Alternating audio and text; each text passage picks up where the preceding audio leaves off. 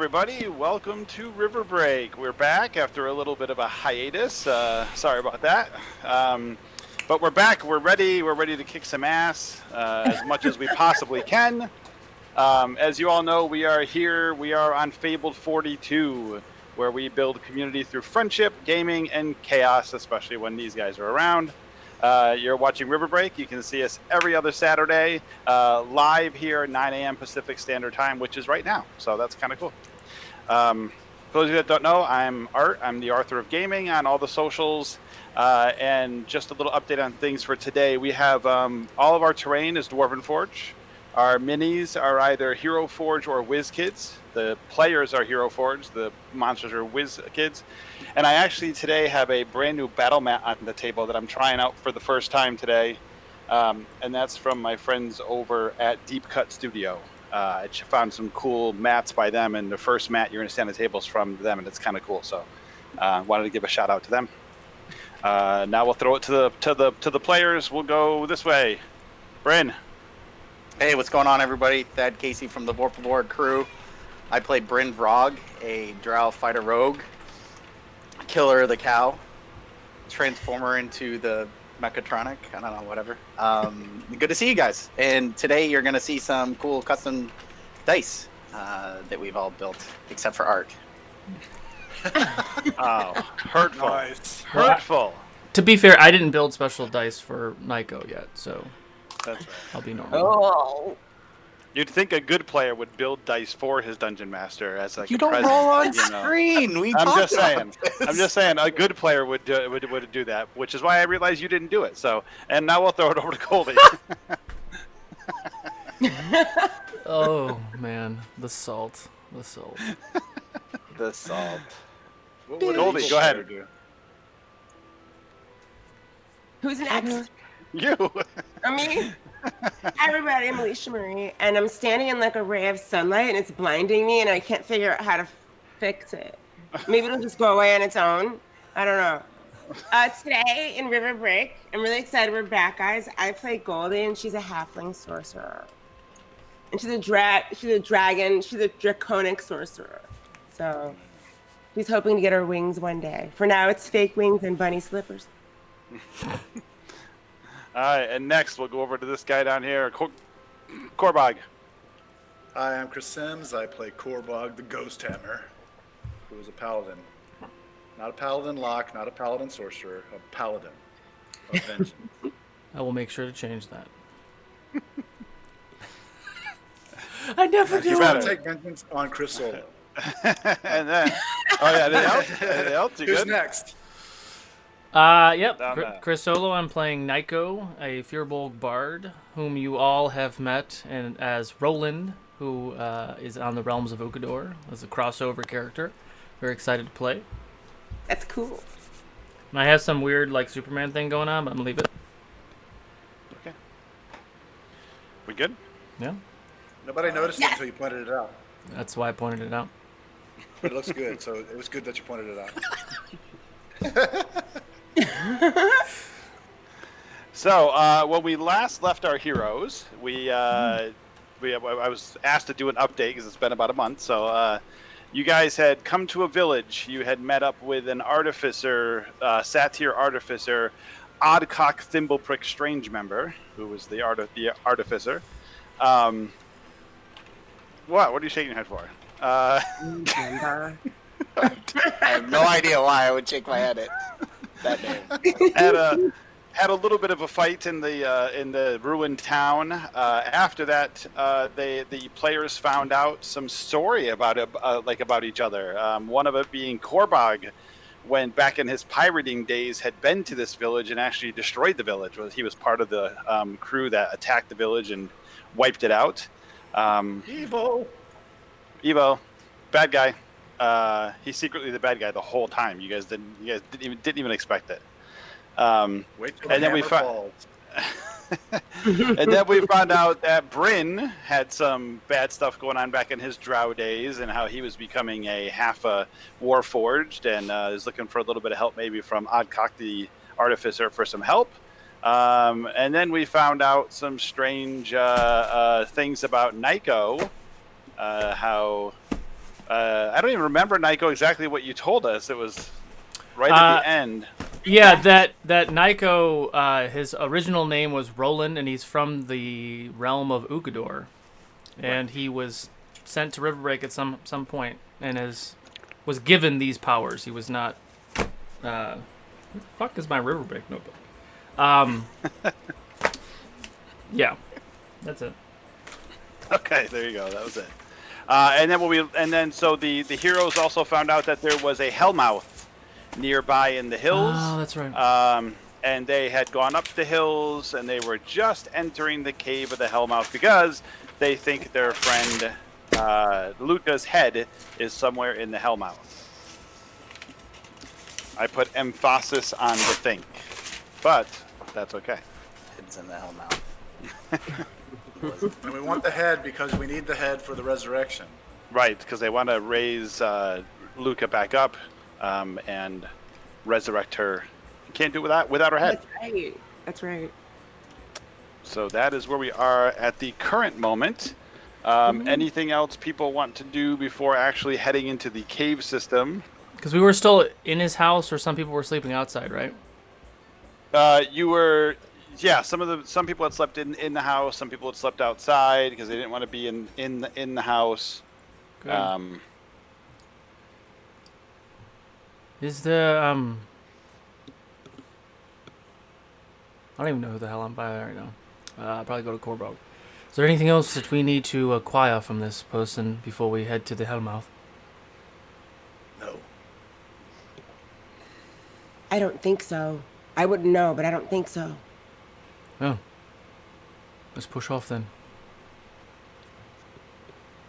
You think we're coming back this way or no? I don't think so. I'd rather not see another strange member in my day. Or an odd cock. As sad as it sounds, You're a gonna start strange off like member this? maybe exactly what I need. You really? I was doing so good. I had to. I was doing so I had to good. do it. All right. So after thinking about it overnight, I like his idea of trying to stabilize what's going on with this transformation. I've never really been a drow. I don't want to go back to being a drow, but I certainly don't know what this whole Warforged thing really means. And now that the ring is off, I'm feeling a little more comfortable with myself. I'm not as fucking crazy all the time, and I would like to. Maybe he can help just chill this whole thing out and set it right here. Can we take a minute? Sure. Sure. I have no idea what you're talking about. I mean, Cool. logically speaking, you could put the ring on today and take it off tomorrow and put it on the next day, and it will never go either way. But yes, I'm happy to see what he would want to do with it. Ooh. But didn't we have to do dispel magic? I don't remember. I was only teasing. Yes, I hope he can help you right now. Or was it Greater Restoration? Does anybody freaking remember? It's been a month. What Uh, do we do to get it off? I did Greater Restoration on you twice. I It think. was Greater Restoration. Yeah. Okay. And that's what brought back also some of your memories that you had like repressed memories or something That's right. had Yep. changed your memories around, and that so the Greater Restoration restored some of your memories first, and then it also the second time you used it, it made it so the ring would come off. For the ring was cursed and on your finger. You know what? Fuck it. We don't know really what the hell's going on. I'll put this thing in my pocket and see what happens. We can always come back to Strange Member. That's fair. You guys say so. Can we please just call him the Satyr, please? Let's see. The Satyr is fine. We all know one Satyr, right? The Satyr works. That is fair. That I'll go is along with fair. it. Are we hitting a personal note there, Corbog? By saying Strange Member? You know.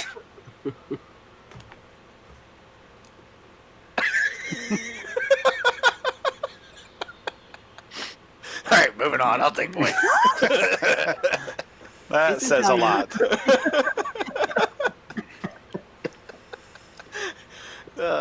Is this Corbog or is this Chris Sims?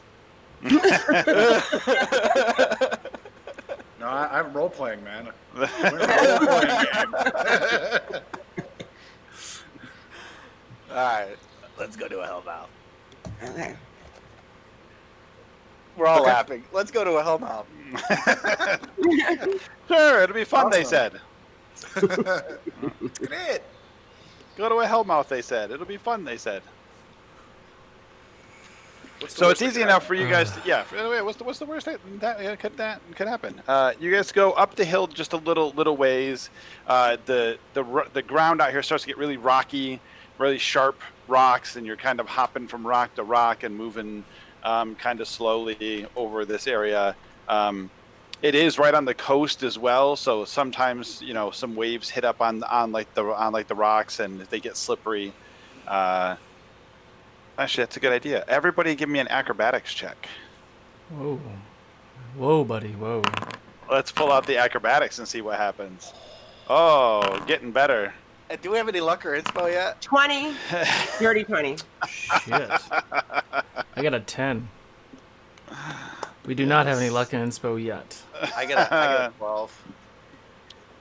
You got a 12? Yeah. So 12 and a 10, a 20. What did Corbog get? Oh no. Would I be able to deceive the DM about rolling better? Yeah. No. That's fair. Luckily for me, all your scores are right up here in the upper left-hand corner, and they show me what they are. So. What did Corbog get? I got a 1.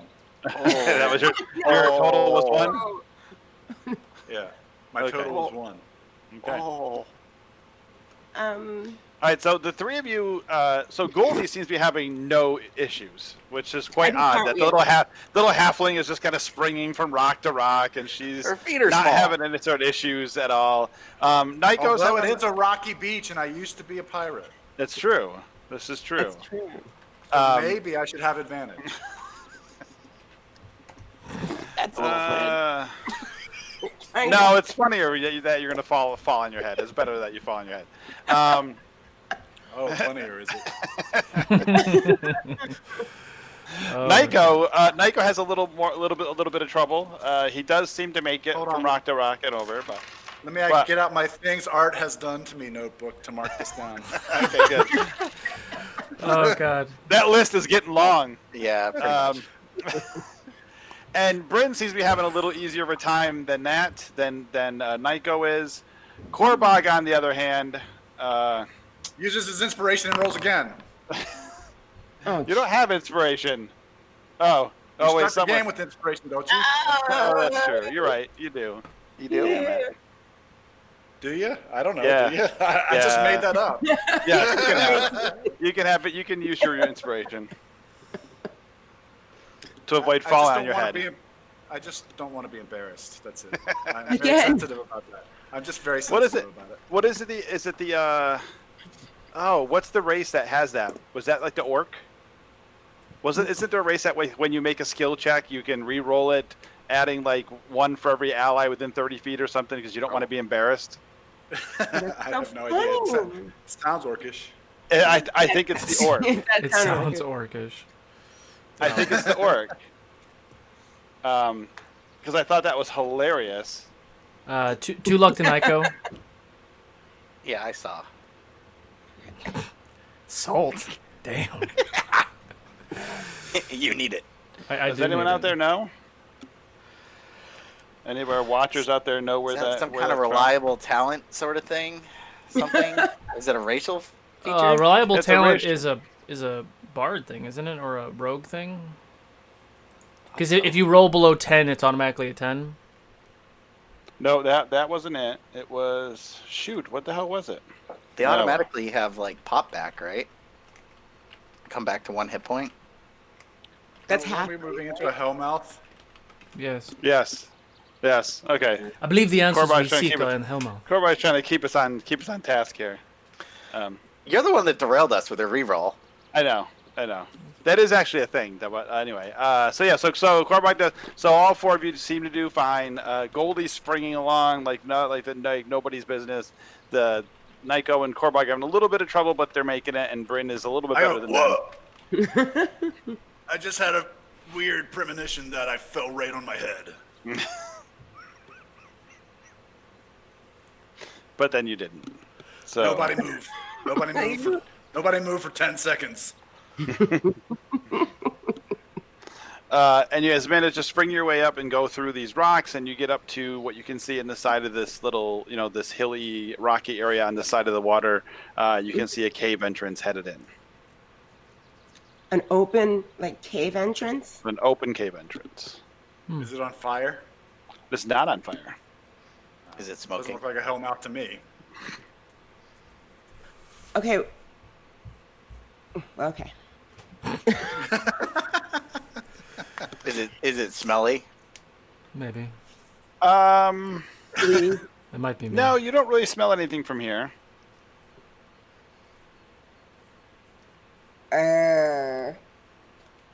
Does this look familiar to anybody?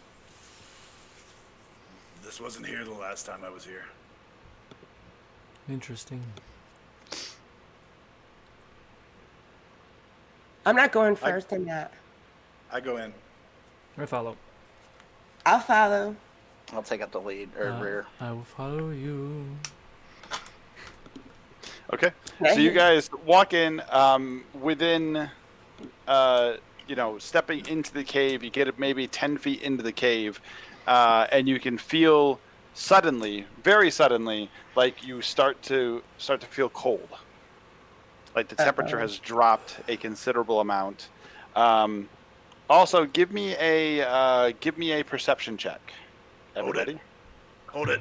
Yep. Did But everybody feel that? Did everybody feel that? The cold. 10. No, 7. Oh yeah, it's perception, right? 16. Yeah, 7. 16 and I perceive Corbach, nothing. 18. 18 for Corbach. Nyko, what'd you get? 26. 26. Okay, so everybody except Goldie. So totally flipped the script. Goldie was great with the hopping, but now she doesn't notice, but everybody else does. The three of you notice that also as you cross this barrier of cold, you start walking down the hallway. It's chilly, it's cold. You can start to see there's crystallization of moisture on the walls, and who was in front? Bryn's in front, right? So no, Corbach's in front. Corbach's I'm in the back. So Bryn's in back. So Bryn starts to notice, and Nyko, you start to notice there's a little silver line from right dead center of Corbach's back, coming out of his back and headed back behind you. And then Bryn, you notice the same thing's coming out of Nyko and Goldie. These silver lines headed right out of the dead center of their back and headed back towards the entrance. Silver lines like spider thread like lines? Kind of like a spider thread-like line, but yeah. Okay. Because we got distracted with the rolls, I forgot to say the thing I was going to say. I was going to take 10 minutes before we got into the place to do motivational speech. No, excuse me, 1 minute. Okay. Can I still do that? Yeah. Okay. Yeah. So everybody And what gets is- 10 extra hit points, temporary hit points. And you have advantage on wisdom saving throws. And if the affected creature is hit with an attack, it has advantage on its next attack it makes. Yeah. Sorry, one more time on that. You have advantage on wisdom saving throws, and if you get hit with an attack, you have advantage on your next attack. Got it. Nice. Got it. FYI, it's the hobgoblin trait called Saving Face. That's what it was. Oh, If you miss with an attack roll or fail an ability check or a saving throw, you can get a bonus to the roll equal to the number of allies you can see within 30 feet, maximum of +5. And once you use it, you can't use it again until you finish a short or long rest. Got it. They have that short goblin complex. Makes sense. Yes. Cute. Yeah. Well, yeah. it's a hobgoblin, so they're bigger. They're still goblin kin though, so they might be bigger, but Yeah. we still view them as small. Well, yeah, that's true. Kolbog, do you have any idea what this is that's coming off of all bodies? What? Korbog can't see it. I'm What are you pointing it talking out about? to him. I see nothing. I pointed Do I out have to any Goldie idea? and Korbog. Yeah, so once you guys take a look at it, you do realize that all four of you have this silver thread kind of thing. It goes, if you try and like touch it, you can't touch it. It kind of moves around your hand. Like if you try and like put your hand through it, it moves around it. Does it seem like it's like an alarm spell? Like when you take the silver thread and you cast alarm, silent alarm or whatever? Do I know what it is? You could give me an Arcana check, as could Goldie could give me an Arcana as well. Sure. 16. Move that hammer on the die that 19. doesn't show up. So, 19. Goldie, you it sounds somewhat familiar to you. You've heard of some spells like astral projection, in which when you astral project, you have this silver thread that kind of goes off of your back that leads you out, like back to the entrance of wherever you came into the astral plane. So I tell the crew this, and I'm like, I do remember reading about this. However, did the little gossamer threads like start at the entrance? Like that's where it, like as soon as we started, that's where it began. Well, To so you're attack. about 20 feet inside the cave. If you kind of turn back around and walk back towards the front, you notice exactly where you feel that barrier of cold, where you step across the barrier. That's where the thread goes to. Are our physical bodies outside of the cave right now? No, you're inside. No, the we're cave. in it. Okay, so this isn't. Oh, you're looking outside the cave to see if your physical bodies are outside the cave. That's what you're Yeah. asking. Yes. You do not see that. You do not see your physical. You see your physical bodies here. Like you're touching. You can touch each other. You're all. What physical. you're saying, Goldie, is that this is like breadcrumbs to get us out of this place? It will not do us any harm? I would like to reach in my tinkerer's kit and take out my scissors and try to cut Korbog. Can we lose Korbog forever? He's gonna thread back to the real world. Is it like Yeah. illusion or is it like? Before you do that, Okay. I was going to give you a roll before you said that. So give me another Arcana check. Okay. Luck to Goldie, Bryn, and Korbog. I rolled 16 on mine, by the way. 5.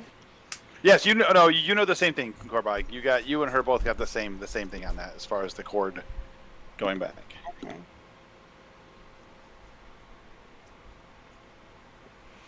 Did you guys hear me about the luck, by the way?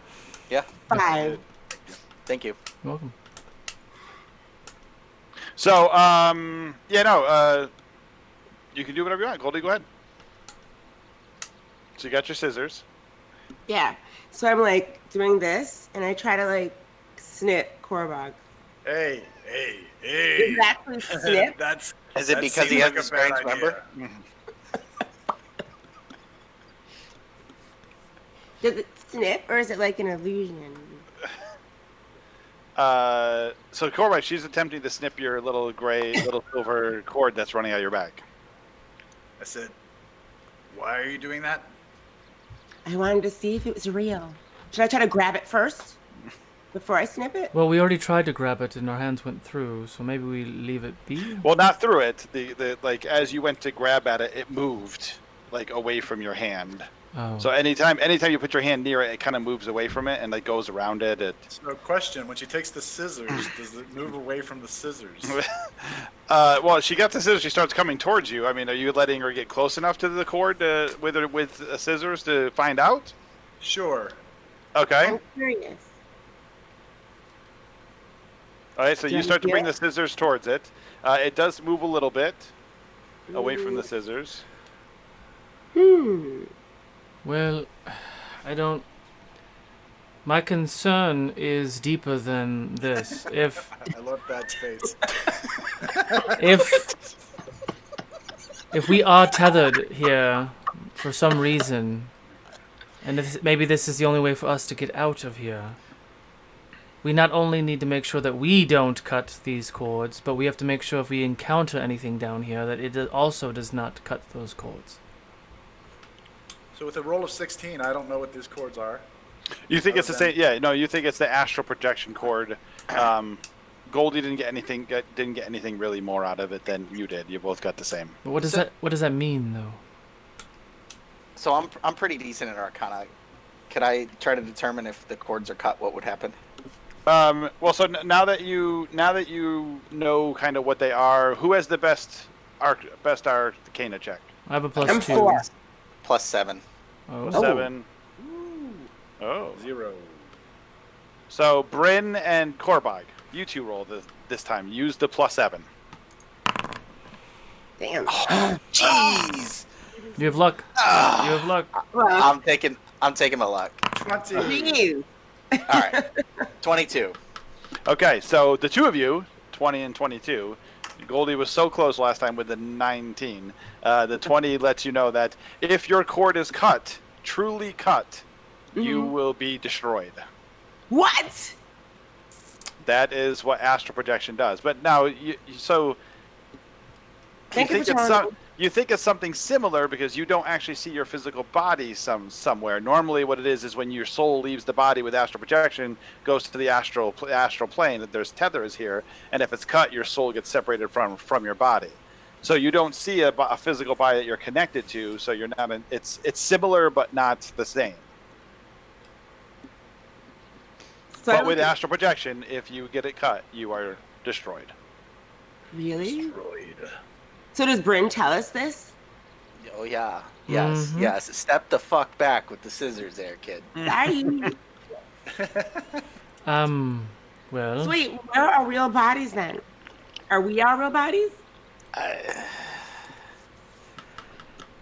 We don't know where our real bodies are. I think it's both. And this thread is basically a tether back to our plane. I don't think that her scissors can cut this cord. but These are really strong. if what you're saying is correct, then my presumption is accurate. If we encounter creatures here, they could sever that cord. Correct? Then we could be destroyed immediately. So I wanna test something. I'm gonna unsheath an arm blade and cut my forearm. Do I get Roll damage. What are you doing? 6 points Yeah. of damage? You take six points of damage.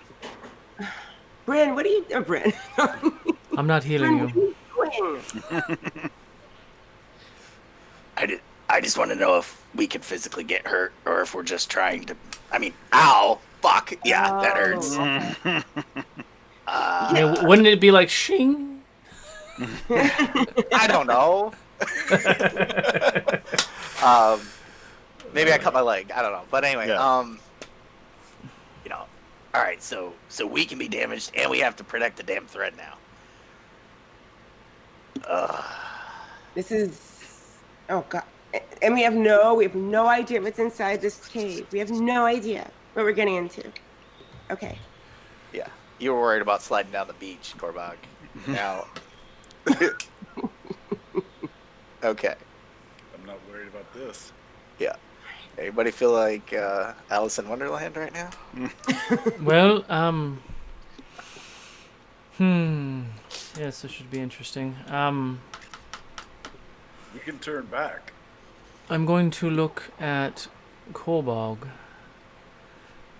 Shall you guide us through this cave safely? I'm going to give you one of my unfailing bardic inspirations, which is a 1d10 now. Woot woot. So if you fail the check, you keep the die. You use it until it actually works. I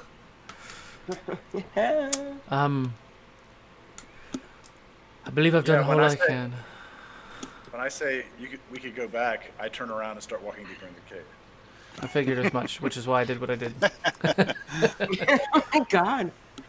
All right. Let's do it.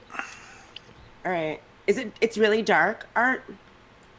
Yeah, so it's dark in here. Who can't see in the dark? Just Goldie, I think, right? I Oh, think Nike, you yeah. can't see in the dark either. Our usual. Once we get in a dark spot, I'll pop the globules. I think The I got floating it. Rivera head. I think no, I don't have them anymore. Never mind.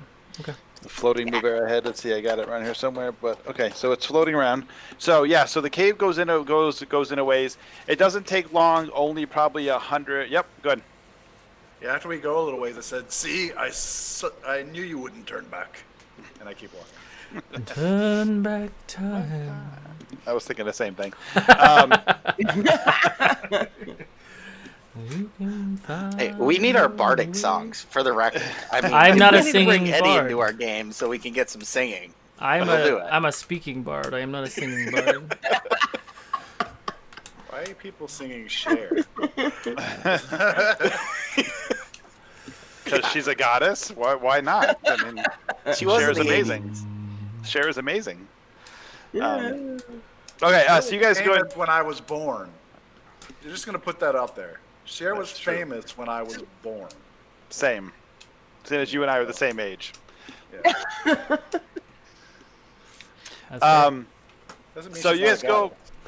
You guys go about 150 feet into the cave, and now it's getting icier and icier the more you get into the cave. It's a long, windy cave. You're starting to see more now that it's getting icier. You see more shards of like ice and more jagged edges on the cave walls instead of like smooth-ish kind of cave that you were used to in the like even just 100 feet back. Now and we're it getting goes- a little more metal. Getting to the point where it's getting very, very, very cold. What are people wearing for clothing and such? Oh no. I mean, I I'm have an extension, a lot of leathers and things. I might have something else. It's getting like really cold. Getting really cold. Damn. Well, I Well, let me think. I've got my normal leathers, but I don't know if this whole Warforged thing Chainmail, affects a things. cloak. Chainmail, cloak. Carbogs. Any specific? Nobody has any specific like winter clothing kind of thing. No winter clothing at all. It's summer. Why would we be wearing winter clothing, Art? But the fuck god of the game. This is awesome. Now we're gonna take points of exhaustion on top of the threat of death. Cure wounds, counters. I think Alright. Art's sick of this game. I mean, are you trying to get rid of Riverbreak? What's going on? Sorry, I give you a challenge, so you just don't walk through everything. All of you, give me a Constitution saving throw. Oh crap. You are within 10 feet or so of Korbog, so you can have Korbog's bonus. Okay. Which is what? Which is 3? At a It's D4. +3. It's +3. Mhm. Yes. 19.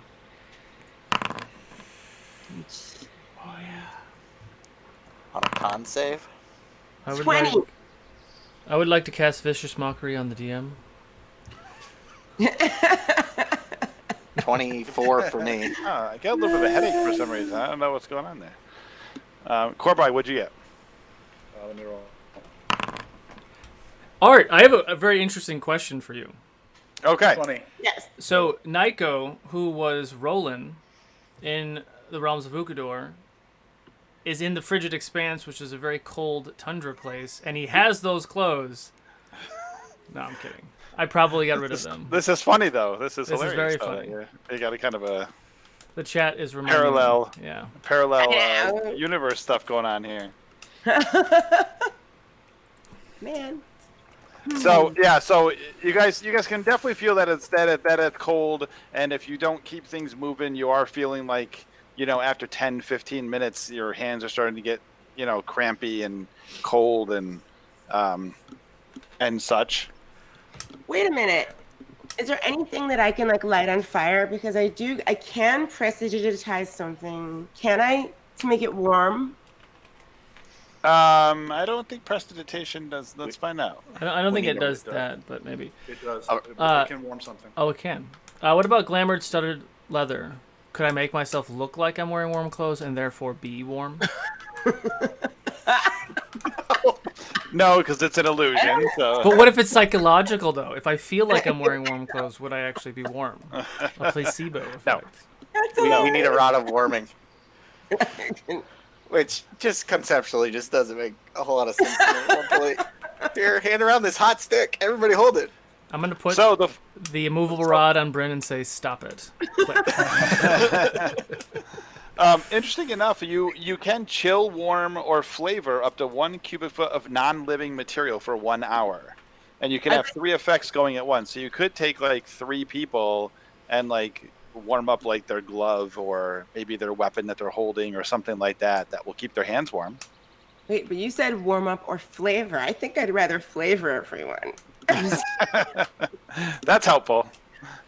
So why don't I like jump on Korbog's back as usual, and then warm up them 3, and then that way there's 3 of us, and I can keep warm because I'm standing on Korbog as usual. Okay. For 1 hour. For 1 hour, and then When you can just she- do it. You can just do it again because it's a cantrip at that point, so it's not that big of a deal. Oh, Yes, Corbin. When she does that, I use my prestidigitation cantrip Ah. to warm her, Thank and you. then my other 2 companions, an additional cubic foot. Oh. Okay. Oh, nice. So we're cozy now, Art. We're hotboxing it. This is great. So maybe you can pull off like some. So Corbin, maybe you can pull off like some boots or something, like boots on Bryn and Nico to keep their feet warm or something, and Yeah. Mhm.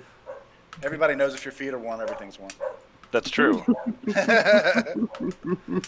That's why you sleep with 14 blankets and your foot sticking out the bottom, so you can you can regulate the temperature. Oh boy. All right. What the fuck are we doing? We're walking forward. Okay, let's go. You're preparing yourself for the cold weather. You're doing a very good job. Did we decide if her head was an object? Her head is not an object. It's not a living thing anymore. It's not living. Did she have anything on her person? Oh, Lucas head. Yeah. Lucas head. You think we're talking about Mike? I'm like, Goldie's head is not an object. What are you saying? I think he's saying Goldie's stupid and has nothing in her head. I'm not sure. It could be a target. Do we need to be a target? But is Lucas her. head? Lucas head is an object. So I'd like to cast locate object. Okay. So is it within 1,000 feet? If so, I could get the general direction.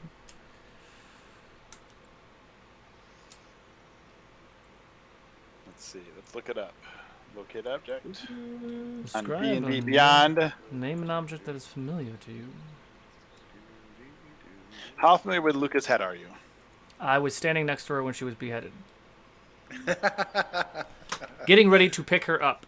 And I decided I was to just trying to get you to reveal some secret love affair you and Luca actually had or something, you know? That's fair. That's fair. Okay, so you can take 10 minutes. Oh no, cast time is 1 action. Duration is 10 minutes. Okay, so you can fire off the locate object trying to target Luca's head. Within 1,000 feet of you right now, you do not sense the head, All right. but you do have 10 minutes, so it may show up at some point. Who knows? Yeah. So, Push so on. I'm gonna take a knee and pull out my wolf's toy and squiggle it a couple of times. And the first time you're gonna hear me make a light howl, and nothing happens. But I've cast Faithful Hound, which is a conjuration of a wolf who's invisible to everyone but me. I want to have him be sentinel in front of Korbog. And then the second time, I'm going to pull out a pack of 8 wolves and send them down the cave in front of us. Now I'd like you to define squiggle. Yes, I don't know what you're doing. Oh, maybe that's something my wife came up with. I don't know. She squiggles. I don't know. My kids Easy. squiggle the. Easy. Yeah. Easy. No, no, going. It's the thing with the kids. This is, What's wrong with you that's people? even worse. No. That's it. I'm done. Fuck you guys. I'm going home. Oh, wait a minute. Squiggle, verb, to Oh. wriggle or squirm. Oh. Holy crap. I'll be right back. I just forgot something. Or I just remembered something. I'll be right back. I'm hoping he didn't forget that didn't have pants on. But it looked like he was good. It looked like he was good. Forgot to put my pants on this morning. Hannah. It's happened. It's happened a couple times on stream where someone like steps up and they're just wearing like boxers. I'm like, guys, come on, know your frame for God's sake. You should wear pants. Man down, put your pants on. By all means, if they don't want to wear pants, go for it. But just don't I have a step strict in front of your pants on camera. policy. Strict That's pants on that- policy in the stream. That's that. That's like that Geico commercial where it's like, okay, when are we start? When the guy comes walking out in his boxers and he think they're doing a Zoom call, but actually the people are there. Yeah, I am wearing pants. Sorry. Good thing. I didn't even think of that. Oh my god. Okay, all right. I'm just digging out wolves for you. Hang on. That's why I have a stand-up desk. There's no chance. You don't even Okay. know what's going on right now. I know. That's true. Illustrated All right. members. So Bryn pulls out his toy. He squiggles it a little bit, whatever that's doing with that, and he summons a pack of eight wolves that appear in front, and begin to head their way down the. No, what? No? He said faithful hound. I But did he both. also said wolves. He did both. Oh, okay. No, he did a faithful hound and then he did wolves. Ah. Yeah, Art So, gave me an OP thing. So I didn't hear him say the wolves, but the wolves start heading down the cave system ahead of you guys. And I think you all are going on further. Yes. Okay. Okay. So you guys head deeper into the cave, and now you've gone. You're not even sure at this point. You've gone hundreds upon hundreds of feet. More than 10 minutes has gone by, Nyko. You've not picked up the head in any distance around you. After, again, you're not sure. Hundreds upon thousands of feet. You now see that the cave starts to open up, and you kind of come out over this like a precipice over this large, massive cavern, which must be tens of thousands of feet wide. You can't even see. It just goes for seemingly forever. Down in the bottom, which is probably 50 feet below you, you can see a village. You can see buildings. Down in the village, it's probably 100 feet away. So you see it by moving the orbs out further in front of you, so you can actually see. So you do see buildings. It's a group of buildings. Probably 10 or so buildings. There's like a bigger tower in the center.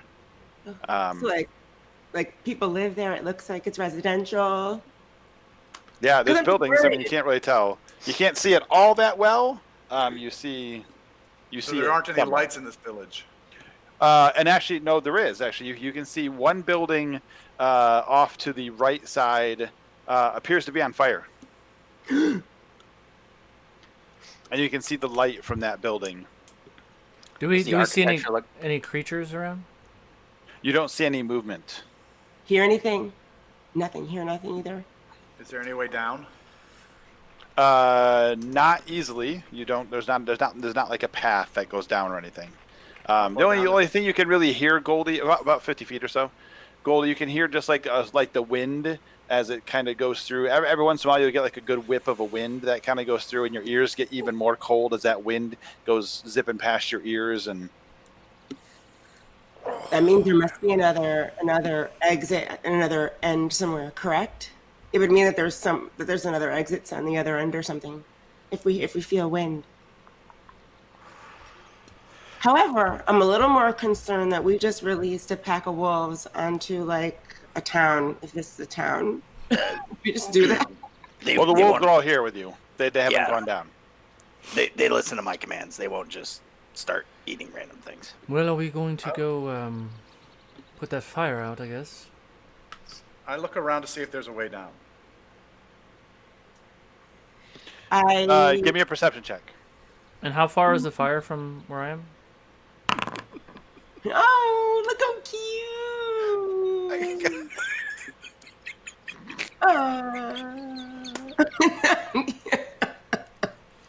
Well, that don't look mean at all.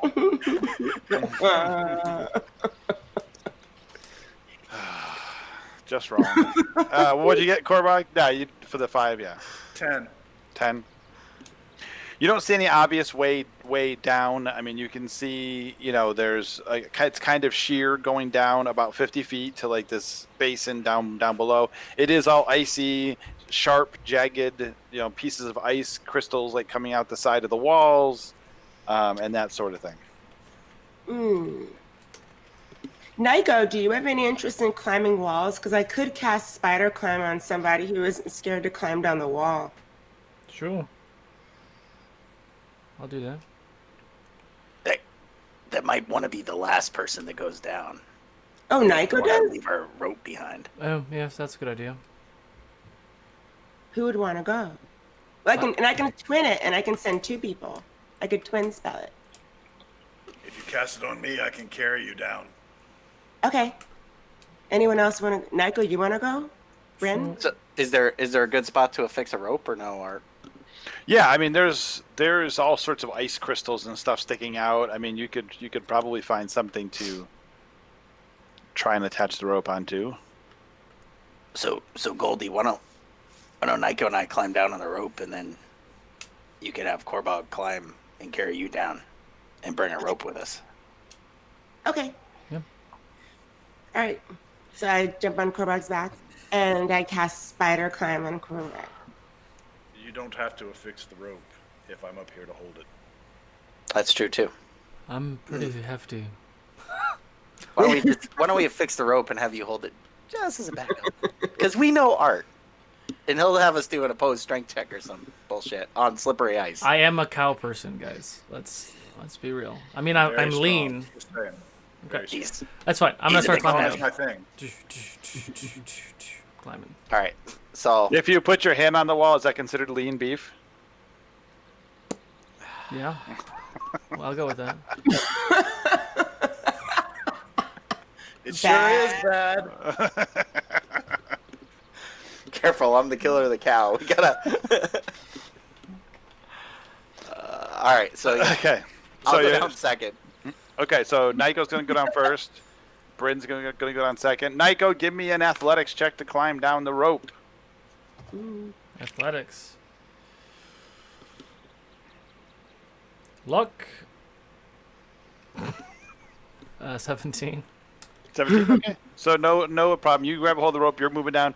Yeah. Again, so you're kind of watching your footing as you go down this wall, because there are just areas where there's sharp pieces of ice sticking out, and you're kind of you start to almost rappel, kind of bouncing as you rappel down the wall. But you got to watch your foot placement, and every once in a while there's this big shard of ice sticking out. But you do manage to make it down to the bottom without any problem.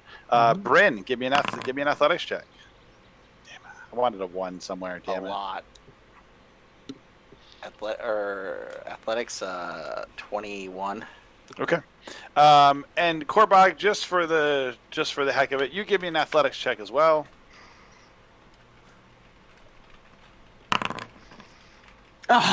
We affixed the rope. I have spider climb. Yes. He's still trying to. You can have it. Climb. You can have advantage. Roll again. You also have the D10. Oh, We're sliding on the wall, aren't we? Korbog. You do have the D10 inspo I give you. Yeah. There we go. So that's like 97 or something. Wah Like, wah. Not 97. It's 21. I have plus 8 to acrobatics. Athletics. But yes. I mean, so athletics, yeah. Yeah. So at one point you almost feel like because it's so cold in here and your hands are holding onto the rope and your hands are warm. Oh, I just had a premonition that I fell. Oh my God. Your hands are warm, and the rope got a little bit icy, maybe or something. It started to slip out of your hand, and Bryn I have drops. spider climb. I am I know, not I know. climbing the rope. I know you're not. Let me repeat. I have spider I know climb. that. You're holding the rope. I'm not climbing the rope. I know you're holding the I rope. coil the rope up. I put it away. I use spider climb to climb down the goddamn wall. That wasn't for your climb check. That was for holding the rope. I'm not holding the rope. I coil the rope up. I put it away.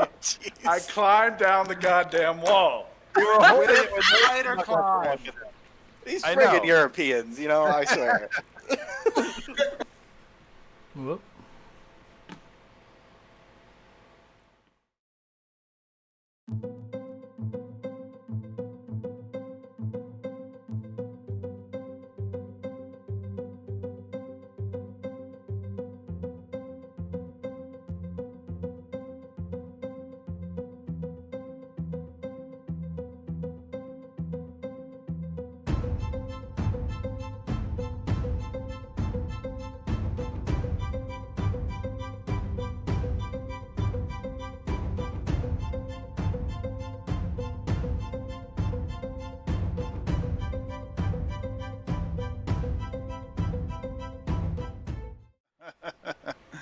All right, sorry, we're back. We got a drop there for some reason. So, Korbog then climbs down with his spider climb, and does just fine.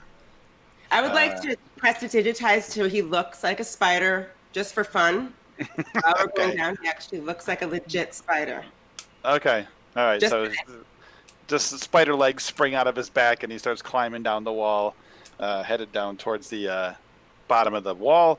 You guys make it down, and you're probably 50 or so feet away from this village that you can see over there. Again, probably, well, let me count. 1, 2, 3, 4, 5, 6, 7, 8, 9, about 10 buildings, one of them being a tower in the center. And one of the buildings is on fire. How far away? Probably about 50, 60 feet away from you. So I'm gonna get within 30 feet of it. It looks like it's like legitimately on fire, right? Looks like it's legitimate. Go ahead and you can put the battle map up if you want. Oh, I can totally do that. No, it's illegitimately on fire. Well, I don't know what art does sometimes. I'm gonna use the decanter of water and use geyser Ooh! and do it in a way where it's not like a geyser hitting the house, but kind of like arc it a little bit so then it sprays nicely like a water hose. Let's go over here. Okay, so Nico begins peeing on the fire. I'm gonna go No, join him. guys, inappropriate. I have to join him. Some wolves over there. Let me just get my. Okay, there we go. Cool. So Yeah, it's so that there- battle map, huh? Yeah. Yeah, it's nice. It's nice, isn't it? I liked it. This is the cobblestone streets map. Yeah. It's pretty. Is that was actually pretty just like cool. a map? Yeah, it's like a big mouse Neoprene? pad. Oops. Like Yep, is neoprene mat. Can you please Yeah. link me that? Because I've been looking for one for a hot minute. Cool. Oh, and they have here. I'll link it into the Twitch chat right now because they have some amazing maps, and I think they even do some. I think they even do some.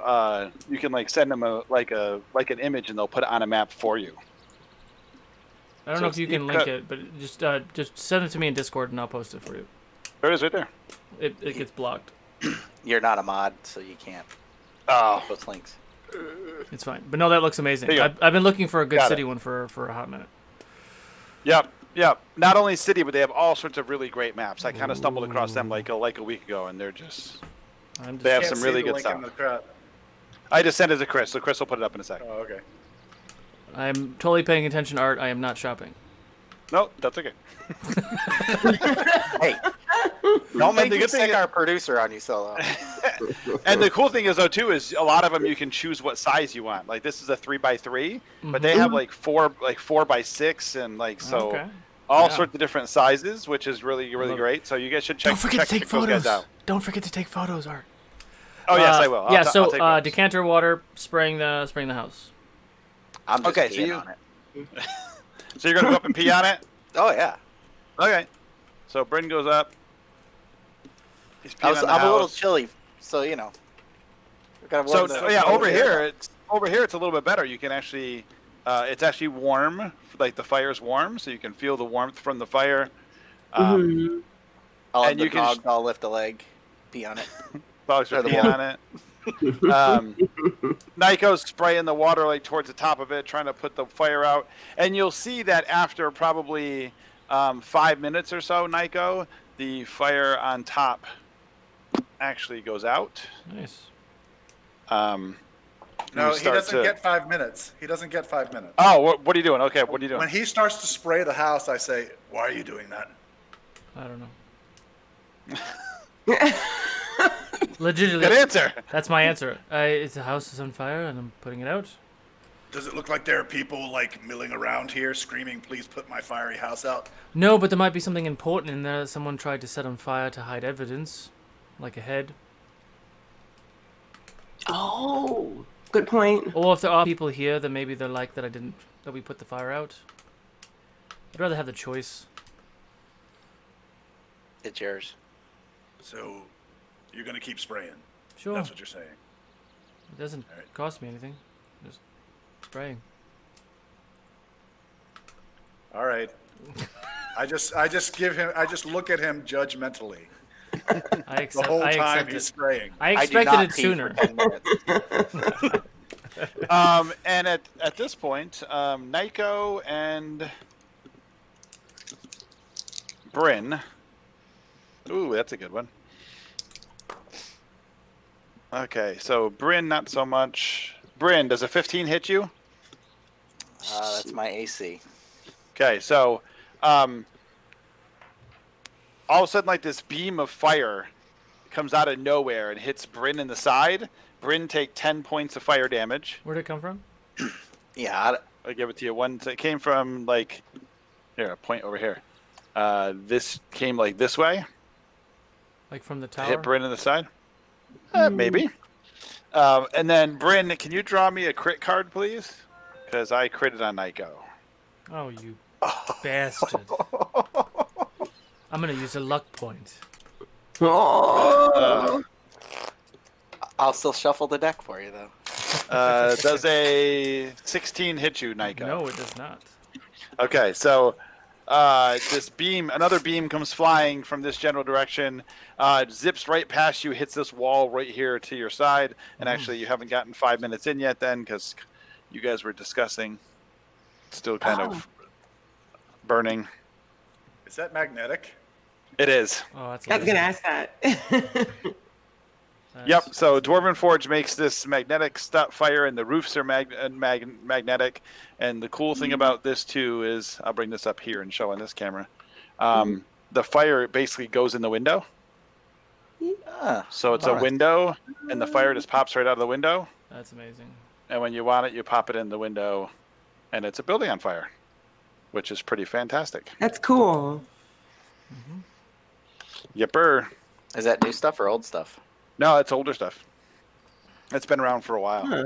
but I love it. It's good stuff. And the fire just magnetically sticks to the roof, which is really cool. So, actually, sorry, I moved the building a little further away than it was before. Okay. So anyway, now give me initiative rolls.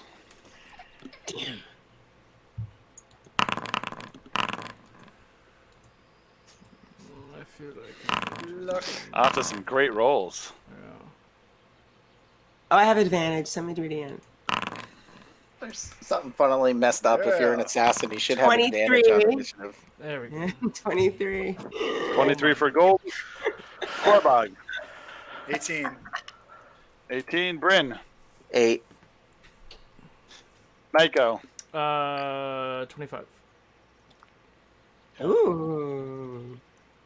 Nyko. Trumping me, making me look bad. Okay, so this is what has happened now. So now the beam went flying past you, Nyko, and hit the building next to you, which is already kind of burned. You see the building over here; it's already kind of burned and stuff anyway. And then you saw one beam strike Bryn from the side. It is now your turn. What do you do? Where did I see it come from? Like, can I identify specifically where? Yeah, It is? give me a perception check. I can't. Where's my mouse?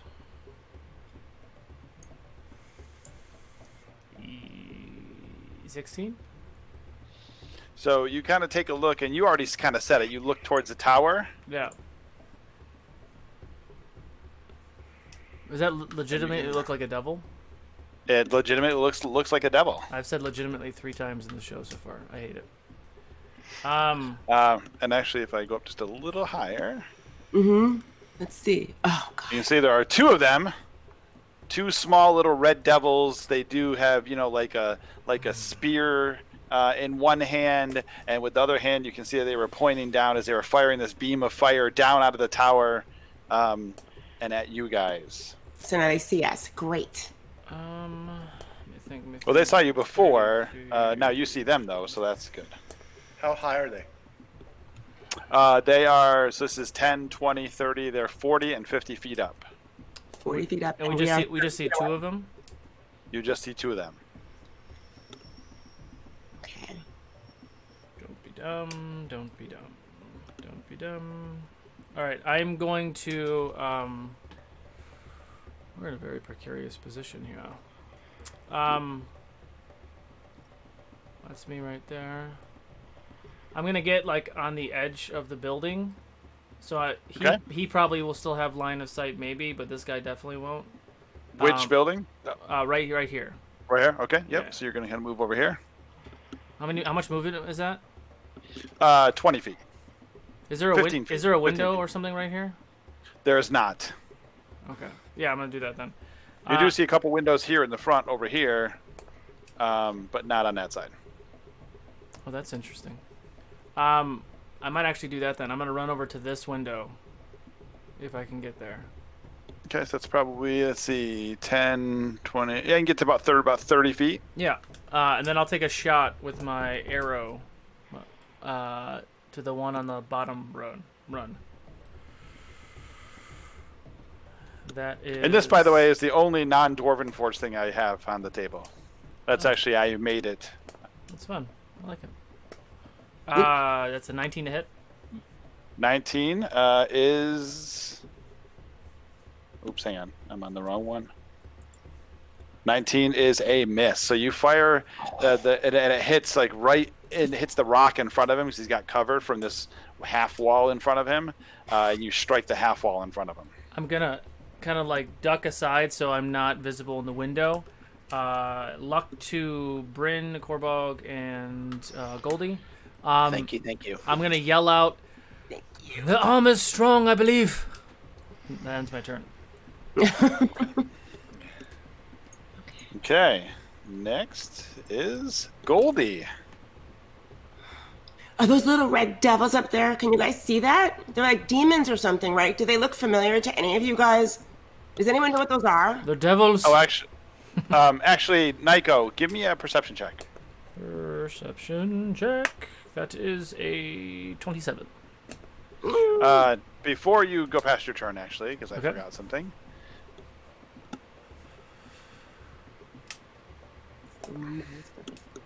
You catch a glimpse of a little guy right there in the corner. What does he look like? He looks like a heavily armored, demon-looking guy. He's wearing like plate mail. He has like a halberd in his hand. Am I gonna have a free action to say something? Yeah. Are you a friend or foe of the creatures in the tower?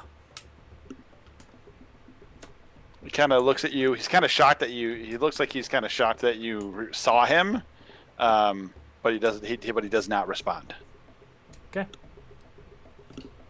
Okay, now Goldie, go ahead. Sorry. Okay, so Goldie does not hear that going on at all. She sort of walks forward within like 60 feet of the building, I guess. 60 feet of the building. Yeah. Of the tower, or Of the building tower, that's yeah, on fire? that one. The tower. Of the tower. Okay. Okay, so you don't have to go far. Like up to here, like maybe it'll get you Okay. within range. That's good. And then she just looks up at the 2 guys, and then she casts Careful Spell on teammates, and then she just unleashes this like unearthly, like sort of scream ringing noise comes out of her mouth. I would like to cast Shatter. Okay. Who are you casting it on? The two guys in the tower? Yes. Okay. So I don't think you need a careful spell, right? Because it's not going to affect anybody else. Okay. It's a sphere, so I don't know. Right, but it's going to go way up there in the tower where your Okay. friends are not near it. So I don't think the sphere is that big, is it? No, it's just a 10-foot sphere. Mm-hmm. And then you need a con 16. Okay, and what level of spell are you using to cast it? 2nd level. So, con save? 16. One of them made it, one of them failed it. Okay, so 3d8. Hold on. Smart. Oops.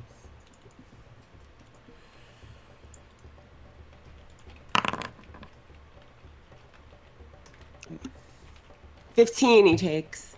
Okay, so 15 to the one guy and half damage to the other guy. Yeah, I'm gonna stay where I am. And what kind of damage was it? It's force damage, right? It's 3d8 thunder damage because I don't know if they're fire resistant. That'll piss me off. I waste a spell on fire resistant monsters. Okay, so yeah, so you throw the shatter up there. It goes all the way up. It goes up in this tower and gets up here, and it like explodes. And you can hear like a a boom as it goes off, and some of the rocks and stuff go up. Actually, what else to hang on a minute? Let me shatter. Let's go. So this rock wall will fall. Exploded out from the shatter, knocks that what was left of that rock wall, knocks it out of it, and lands it on the ground, and they all take their damage. Fun for them. Next, okay, so this guy here, he comes out. A little bit shocked that there's a whole pack of wolves in front of him, which he was not expecting. Like, what? I just shrug.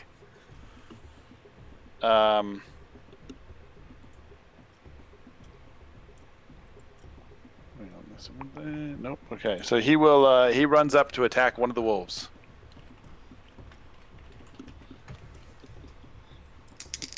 Uses his halberd. He's going to attack twice. Does a 22 hit? Yes. And does a 14 hit? Yes. Okay, so he walks up and he swings the halberd twice at this lead wolf there in front of him, and the wolf takes 9 points of damage and 9 points of damage. Wolf 1 is down.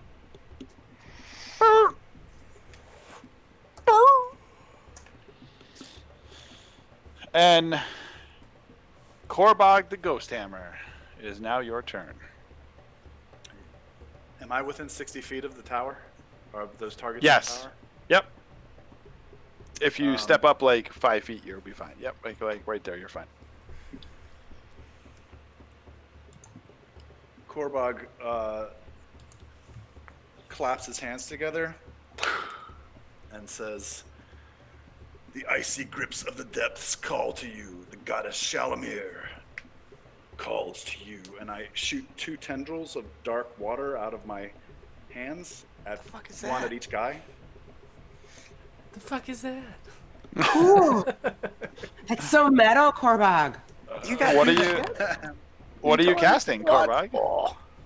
Shalamir's grasp.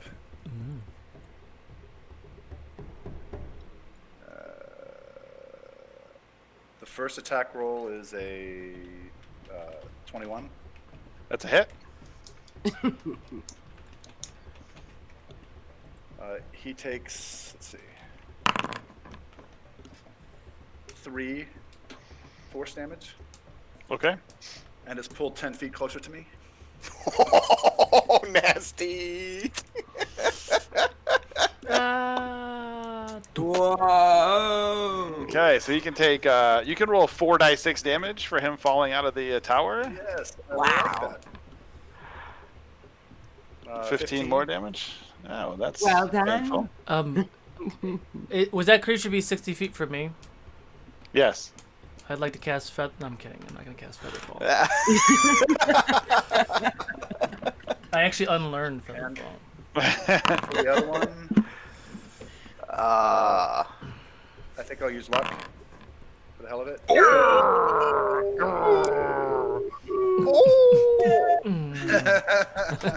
Bullshit. I love it. Sorry, I had a cough there. I do love the hammer icon. I'm not gonna lie. That's pretty sweet. I love it too. Let's see. Yes, for those that don't know, that's a new feature in Vorpalboard. You can actually design your own dice now and put your own sides on them. I was actually gonna do a demo of it one of these days. Not that anybody's done that for the DM, so that DM has special dice, but You have to do it to yourself. People can't do it for you. If you're in a game Oh. and you're logged in on your account, all the dice that you have on your account are shared amongst everybody that's playing. Oh. So I could make it for all of my players, is what you're saying. And now my players who are watching know this, and now I'm going to be judged. Yeah, and any player, I'm attaching my phone by the way. Any player that wants to make their own just has to have their own account. So then when they log in, all their dice are coming with. He Interesting. takes 9 force damage. Oh well, I have. well, we got a crit. Yeah, hang on, we got a crit. Let's see what the card says. Quadruple damage. Whoa. Says eruption, quadruple damage. So roll. And shouldn't this be a die 10, Korbog? No, it's a die 8. Okay. This is not your Eldritch Blast. It's a version of my Eldritch Blast. Gotcha. Ooh! Oh Jesus!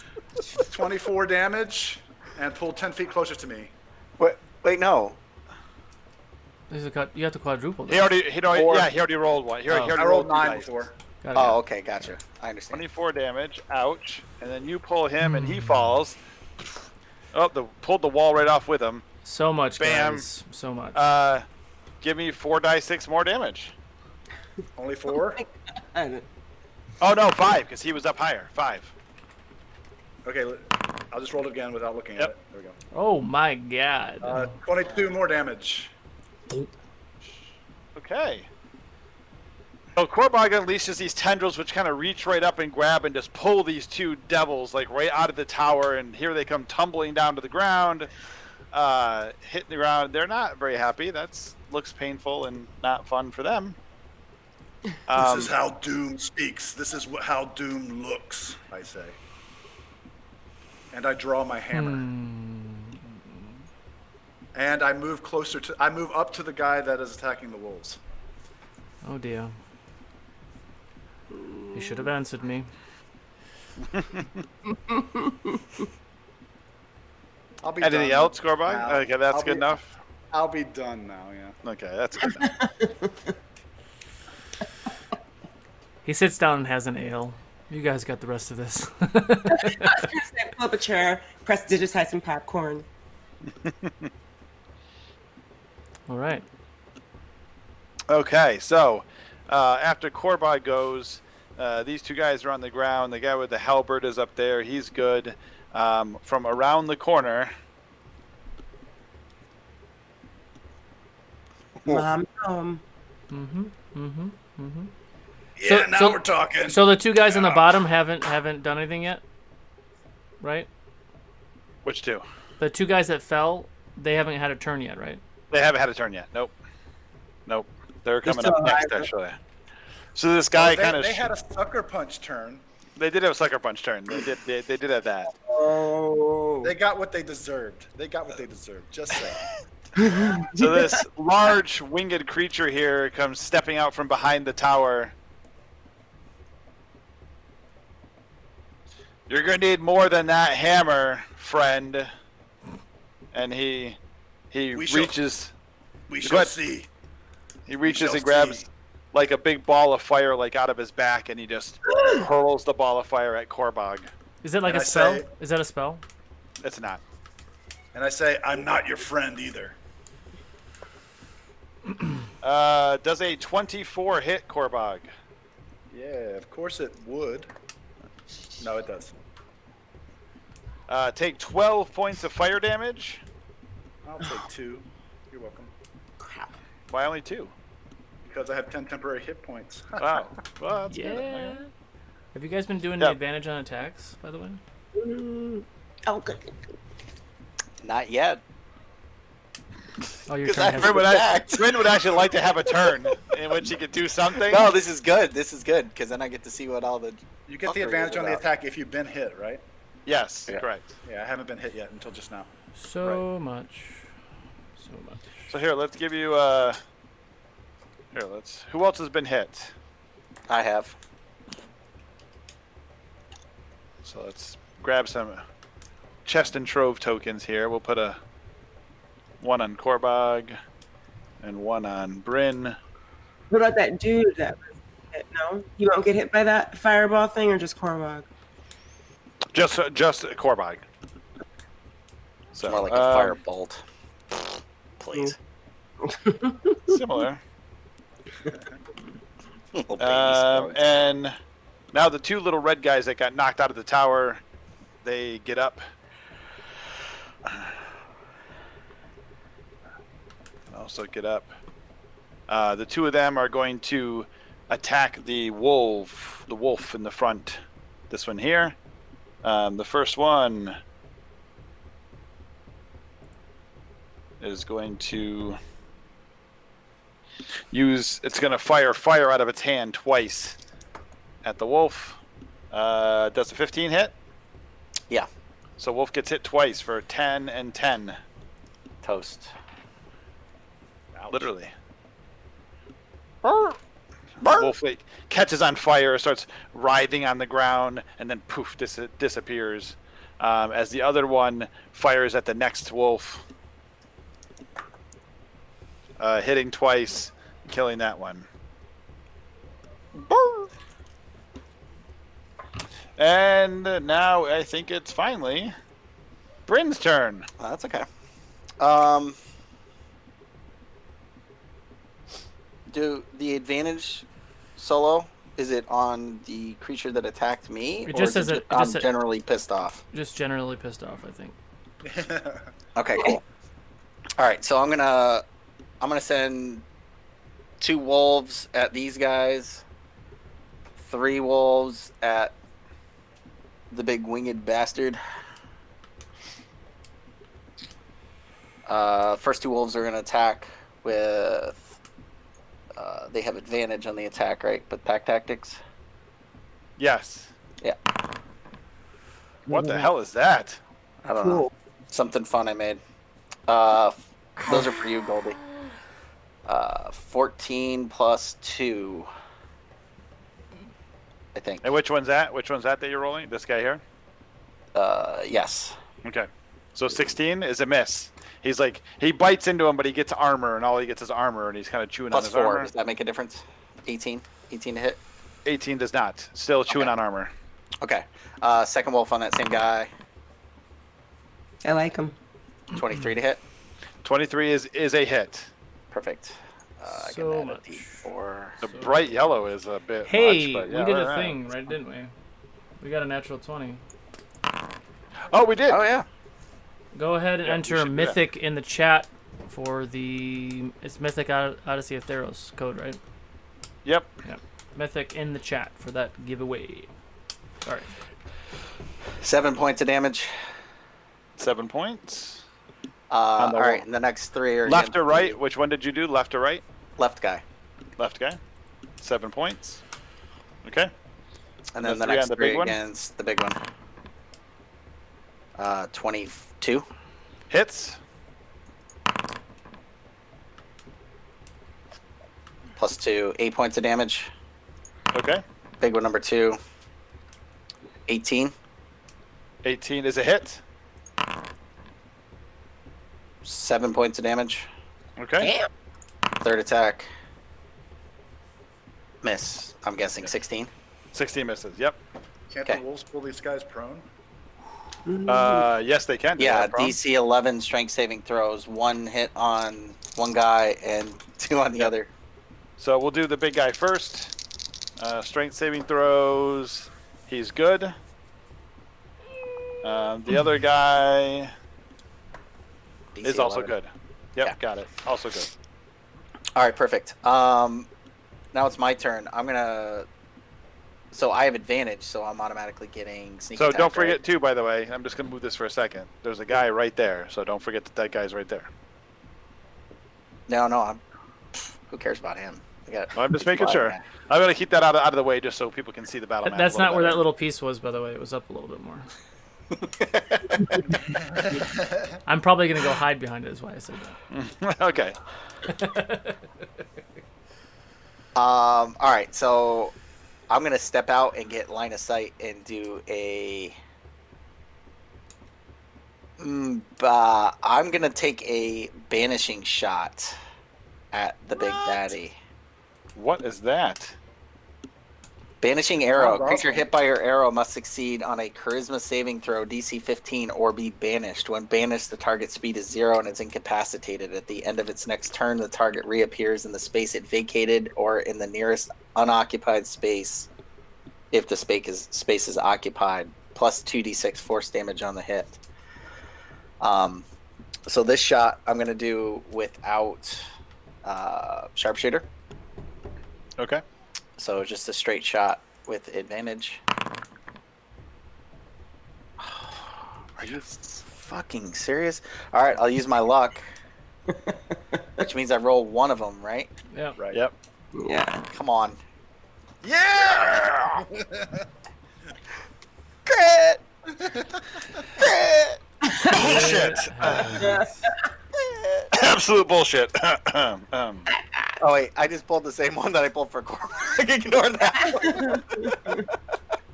For some reason, I put that right back on the top of the deck. All right, what did I get? Piercing, which is the second one. Pin, triple damage, and the target is pinned to the ground and becomes restrained. How does that work with banishment? If he doesn't get succeed- banished. Yeah, if he doesn't get banished, he'll get pinned. Okay, so Let me find restrained. Okay, I got restrained here. okay. This is all so fucking confusing. I have the most complicated character ever. All right, so I need two. So I hit him, obviously, right? So it's a crit. So let me get a saving throw. 3 luck to art. Ooh, oh, who did that? Very nice, thank you. Who gave me luck? That's awesome. We're gonna find out. I don't see it. Where is it? It's amazing. Eyes. Where is it, Solo? People send me private messages too sometimes. Yeah. Oh, so they didn't want to know publicly. I want us to know publicly. Yes. Wow. Yes. Wow. Okay, so 18 on the saving throw. So he is not banished, although he is restrained. So we'll put the chest and trove restrained on him. Okay, Can so hover- this is plus 2d6 plus the 2. So this is 5d6 times 3. So this is 15d6. So I'll roll my Jeez. first 10. Jeez. 27. Nice roll. Jeez. Yeah, that's horrible. Oh my gosh. Plus 5 more. Oh, that made up for it. So 48 points of damage on my first shot. 48. Jeez. That's awesome. All right, so that arrow goes over and it hits him like right through his foot and pins him right down to the ground. And the foot was like in the air too, but the shot was so awesome. It just like goes right through the top of his foot, pushes it to the ground, and sticks him into the ground. Second shot, since it's the same action, still gets advantage, correct? I don't know, Chris. Solo, what does your thing say? I think it's the next attack. I think it's just the next attack.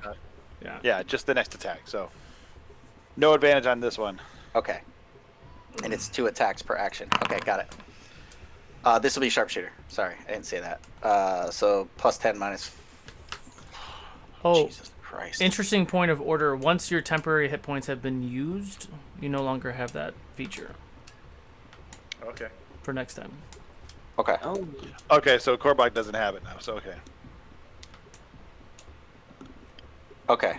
So plus 12 minus 5, 24, 19 to hit. 19 to hit is in fact a hit. All right. So this is just 1d6 plus 6, 11, 21 points of damage. Ouch. Okay. You're murder, man. I'm gonna accent surge on the big guy. Son of a bitch. Oh. Sharpshooter as usual, plus 12, minus 5, so a lot. Just plus 7. Let me help you out. Just add 7. Add 7. Thank you. Let me help you out with the I need complicated D&D math. Beyond integrated with my character because there's too much math. And then my turns take forever. I'm trying to go quickly. I'm sorry. Nobody else is. As long as you're having fun, who cares? So 21. Okay, so 21 to hit. Hits. I enjoy watching you murder things. Plus 6 plus 10, so 19. Jesus Christ. God. Wow. That one misses, and I'm out of luck. Damn. Oh, but I'm gonna curve that shot and hit a character within, or an enemy within 60 feet, and take a shot at this guy here. I'm holding What What the hell is this? What is this? Curve the shot? What is that? So 7th level fighter with the archery class gets me curving shot. When you make an attack roll with a magic arrow and miss, you can use a bonus action to re-roll the attack against a different target. Oh, but I used the bonus action to do No, you didn't action bonus surge. action. No, action surge is a special. It's not a bonus. Yeah, no. So as my bonus action, I will curve the shot and spin it around here and plunk it into the back of this guy's neck. Some wanted shit right here. Just yeah. And Do you get- totally fucking miss him too. You don't get like advantage on the attack roll or anything? No. You can Okay. re-roll the attack roll against a different target within 60 feet of the original target. Gotcha. Okay. So I'm guessing 10 does not hit. 10 does not hit. Okay. Are you Alright, that's- done? I'm going to curve around the backside of this building. Do you want to not- shoot like 6 more times with your, No, your I'm move done. action or something? I'm done. I'm done. Oh my I'm god. done. That That's was called awesome. blowing your wad on the first turn.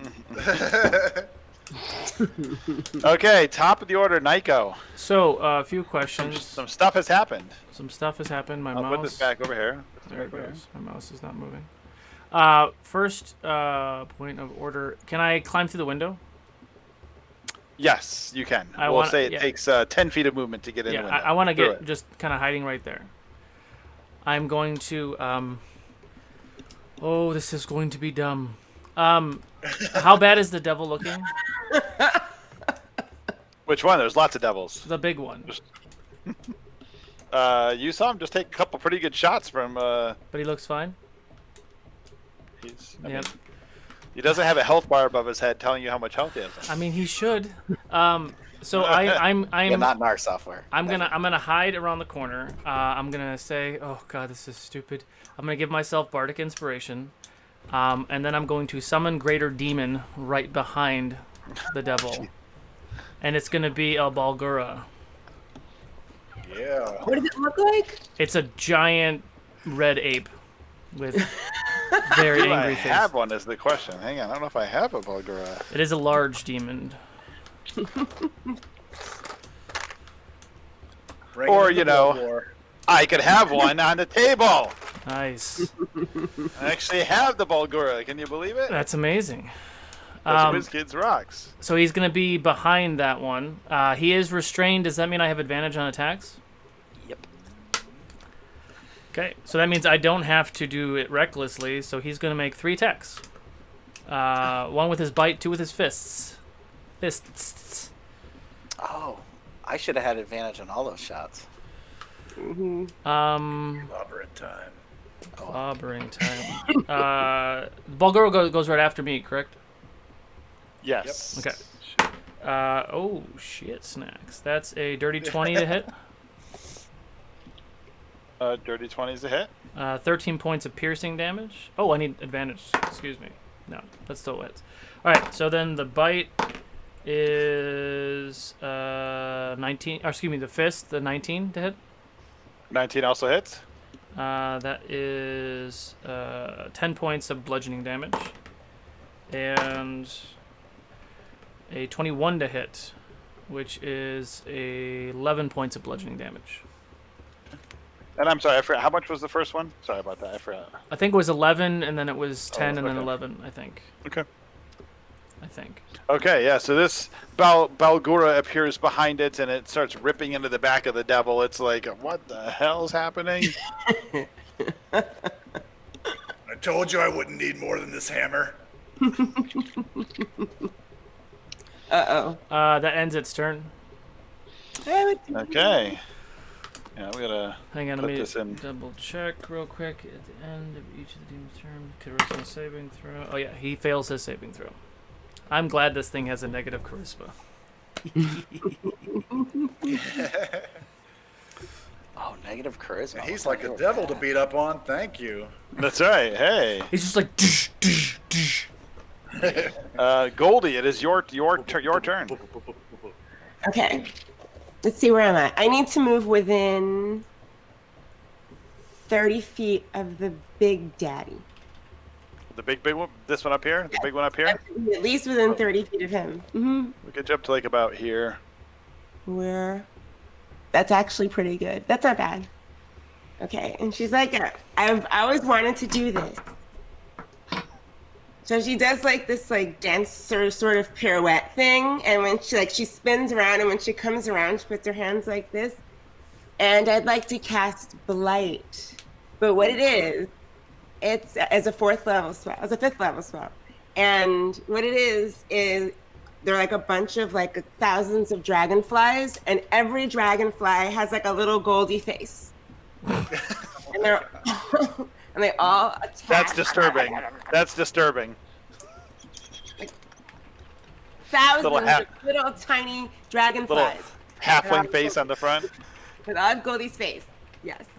You have to con 16. Con 16. Mhm. Okay. On the big guy. No, it doesn't have bonus to con. That's. He made it. What? He survived. He made it. Blight? Well, he made the con saving throw, so you do half damage. So you do what? 9 die 8, and he takes half. 98. Yes. No. Wait. Pretty. 38. Okay, so he takes 19. Mm. Boo. Okay. Anything else out of you, Goldie? Yeah, that's it. What can I think I have a movement, don't I? No, you did. You moved up there. Okay. That's it for me then. Okay, the guy in front of Korbog.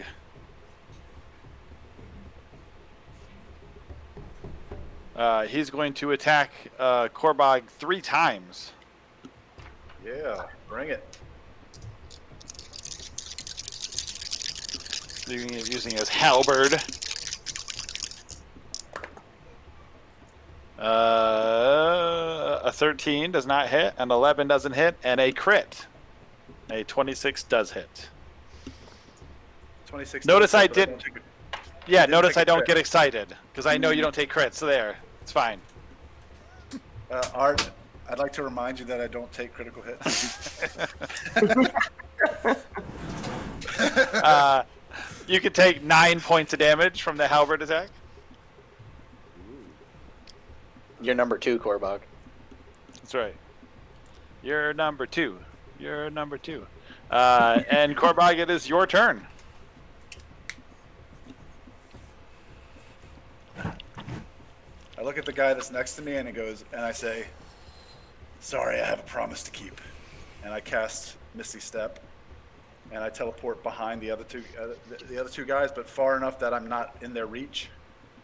If I can do that with 30 feet. Yeah, I think so. Right there, like here. And then I move up to the big guy. Let's bring the battle down a little bit now.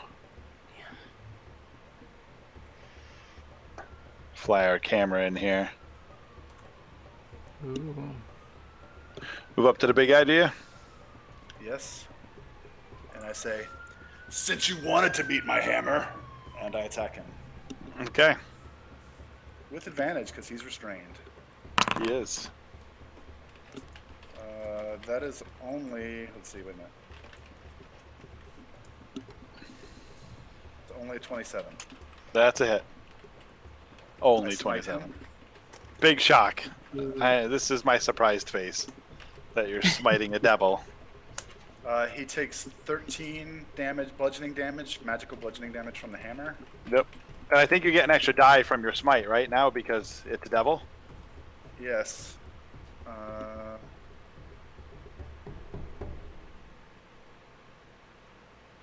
a minute. How many is that? Let's see. I'm using a 4th level spell slot. So that should be 4, right? Plus the original 2, right? Doesn't No, it should- just it should using. Yeah, it should be. No, it should be 5 plus 1. Yeah. Okay. Because it's And 2 then- to start with, right? No, it's 1 to start with. I can't remember. Jesus Christ. I'm checking right now. Hang on, I'm checking right now. Divine Smite. No, so 2 die 8 plus a first level slot plus 1 die 8 for each spell level higher than first, to a maximum. So it's 5 die 8, which is the maximum. If it is a undead or a fiend, you get another die 8, so you have 6 die 8. Here, you can have this then. 20 more radiant damage. Ouch.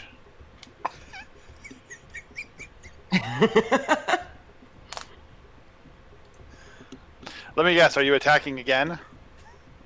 No, I think I'm just gonna take a break. I'm gonna light a cigarette. Okay. Take a That sounds good.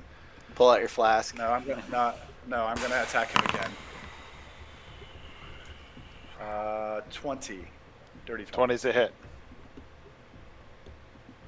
Okay. Do I need more than my hammer?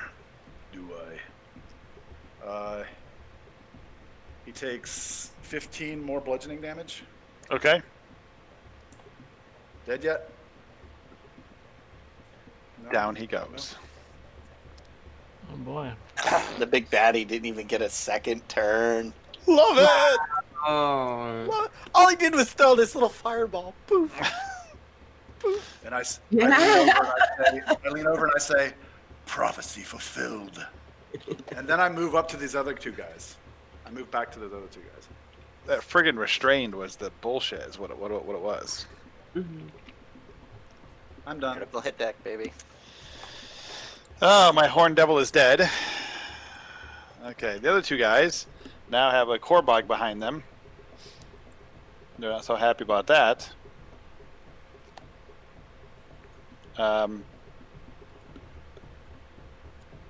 This one's going to turn around to attack Korbog. The other one's going to attack the 2 wolves. The first one attacking the 2 wolves. A 15 hits, right? Talking to you, Thad. On you, Thad. Yes, 15 hits. Sorry. So does 11 damage kill it? Yes, it does. Okay, so he stabs both of them and kills them both. Okay. And then the other one attacks Korbog. Does a 19 hit? Yes, it does. So you are also hit twice. Do you have any resistance to fire or anything like that? No, sir. Okay, so you take 11 and 11. Some of it's from the sphere and the spear, and the spear is also flaming, so it does a little extra damage from the flame. All right.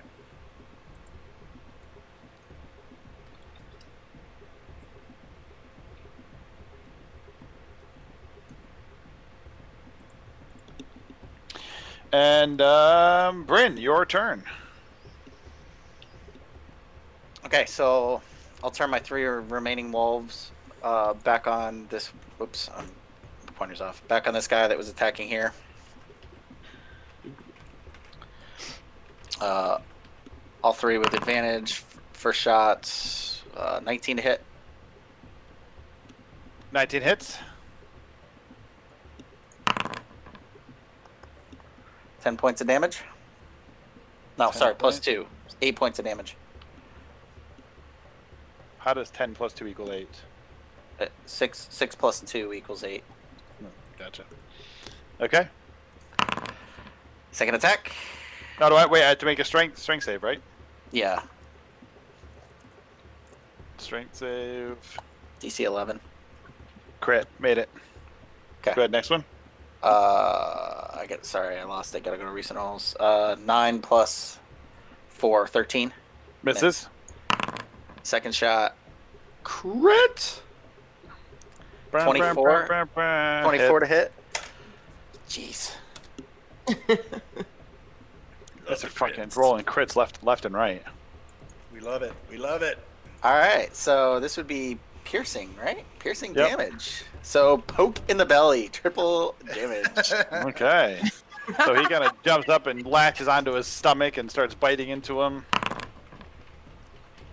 16 plus 2, Jesus. 18 points of damage. Oh, wolf.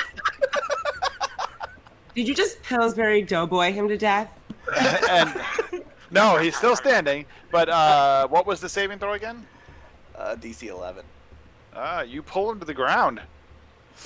Perfect. Oh, that's bad for him. Yeah, no, that's really bad. Pouncing the third guy, 15 to hit him. Misses. Okay. Mouthful of wolves- scale mail. Mouthful of scale mail. And then on my attack, I'm gonna try to swing around the building and hide while my wolves are attacking.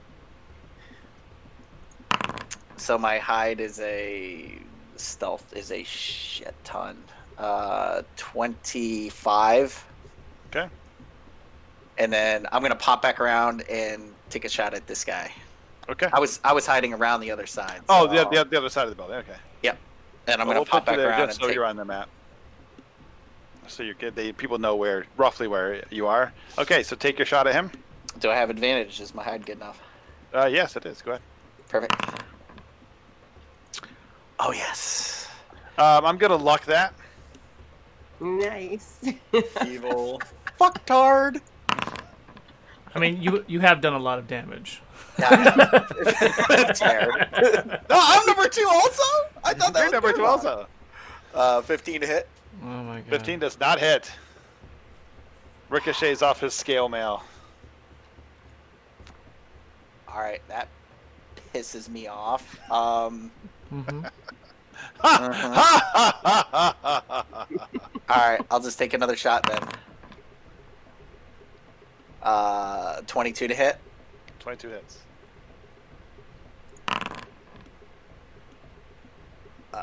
12, 22 points of damage. Not nothing. It's a fucktard. Not nothing. Okay, so yeah, so the first shot looks like it's going right for his head, and he kind of deflects off his helmet, goes elsewhere, and the second shot hits him right in the shoulder, still dealing damage. And I'll run around the back side of the building again. Okay. Get you out of the camera shot here, and remember where you are. And next is Nico. Okay.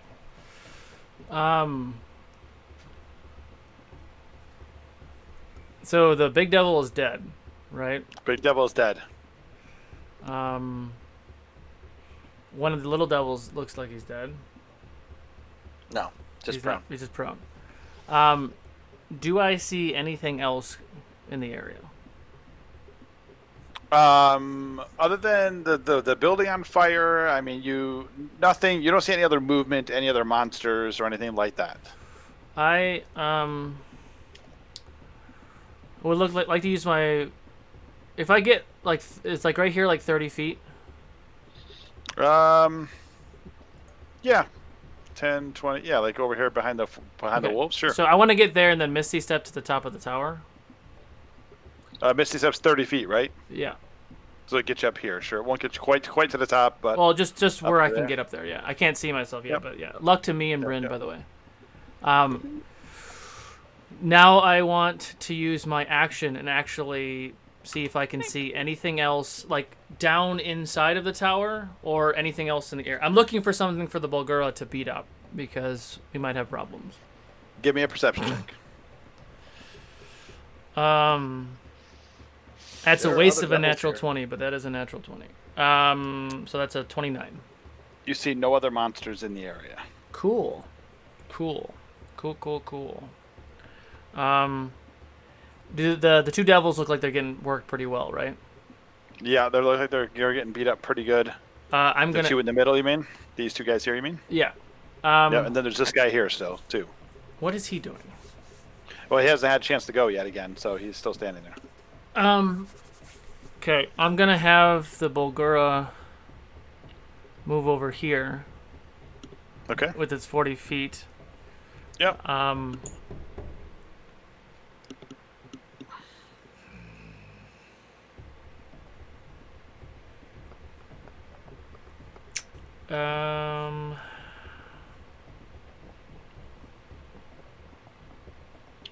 No, that's not gonna help. That's not gonna help. Fuck it. He's going to cast Entangle on the three creatures. I think I can hit all three. It's gonna get your friends too. Can I choose? Nope. It's just difficult fair. terrain, right? They have difficult terrain. It might cause them to be restrained. Yeah. I'm gonna have him just do it on the one guy we don't know about. This guy over here. Yeah. Let me grab my spell effect here.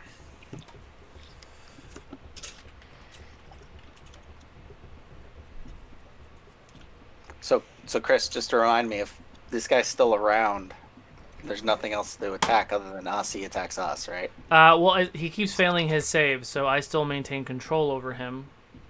For an hour, and at the end of the hour, he goes back. If my understanding of this is correct. If I lose concentration within the hour, then he does whatever he wants to do. Okay, so Entangle. Let's see. The Maragon has to make a strength saving throw, I think, right? Yes. Let me look at this guy's thing. It is strength, yes, and his Okay. DC is.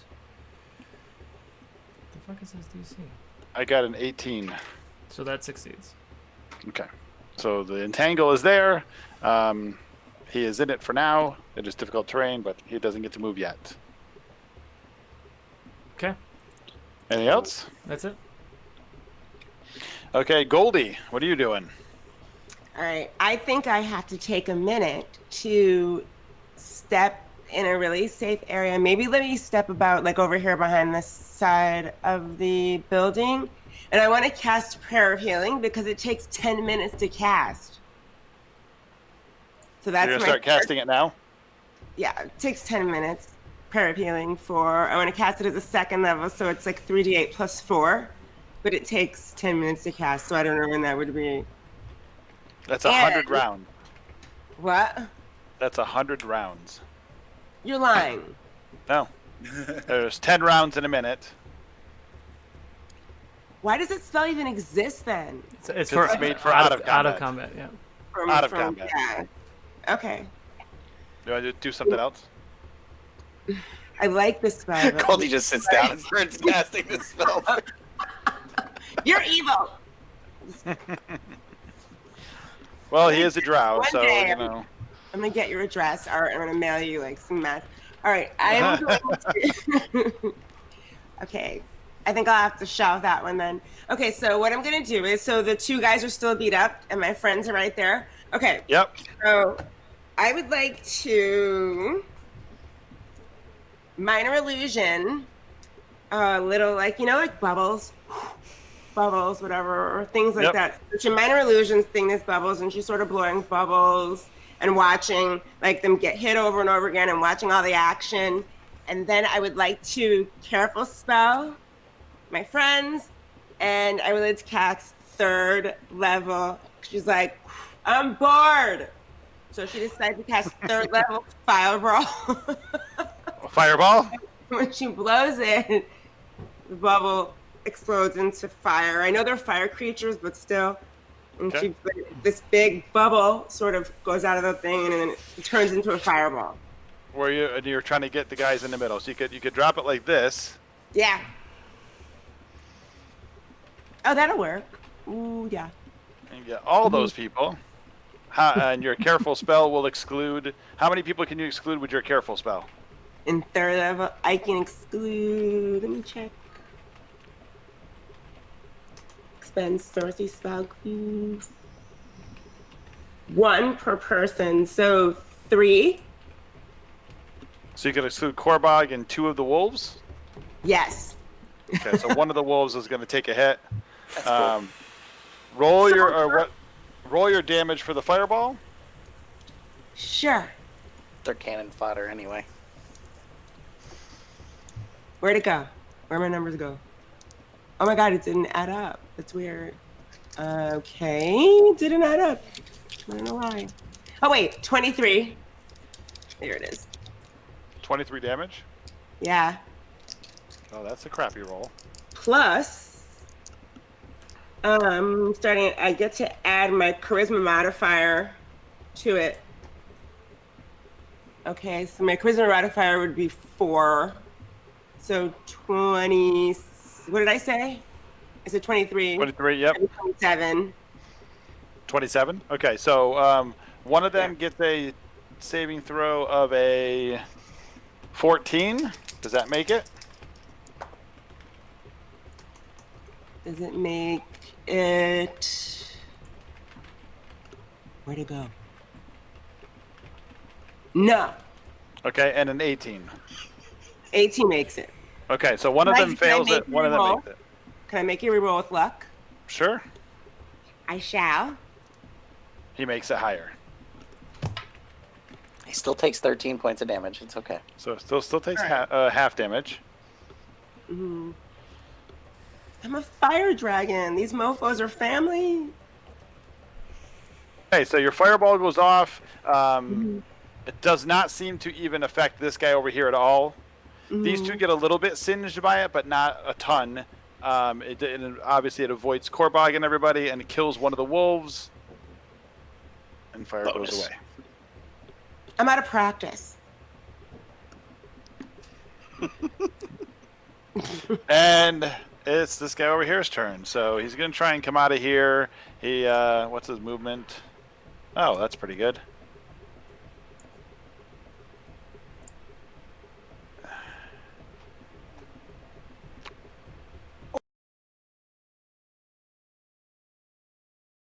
What? And attacks Chris. How does he fly? He has wings, or well, he does have wings, but he has a fly ability. So It's actually a flying thing that's not part of his body. Like it's like mechanism. Like no, it's just a magic. It's just magic. Oh, okay, because I was gonna say we could rip that right off. He flies right up here. And he Okay. attacks Chris. Mm-hmm. Get a little better picture of that. There you go. He flies up and attacks. This is the little dude hiding in the corner? Yeah. With a big ass Don't halberd. underestimate the little dude. Okay. He only gets two attacks. The first one is a 25 as a hit, I assume, and a 13. 13 misses. So you take 9 points of damage as he flies up and just embeds his halberd into your shoulder. Okay. And Korbog, your turn. I'm currently at 69 hit points. Korbog. I just bring without saying anything. I just bring the hammer down on the guy who's still laying on his back. Yeah, I figured you might do that.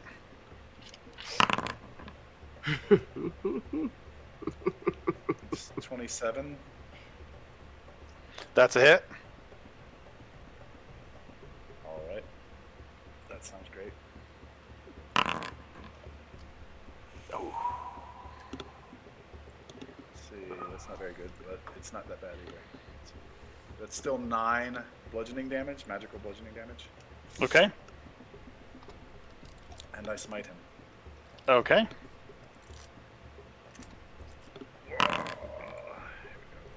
There we go. 15 more radiant. And he stops breathing. And then I just bring the hammer back in a backswing against the guy that's standing right next to him. Okay. I don't have advantage against that guy, though. 27. That's a hit. the same amount of damage. 10. 10 damage. Wait a minute. Let me make sure. No, that's not 10. Yes, 10 damage. And I smite him as well. That sounds good. 9 radiant. 9 radiant. Okay. So Korbog is just dropping the hammer on these guys left and right, doing his damage. Anything else, Korbog?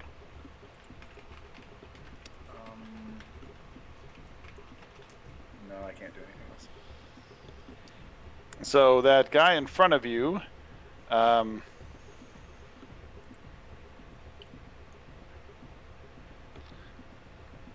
give me an opportunity attack, Korbog. Gladly. Don't run from me.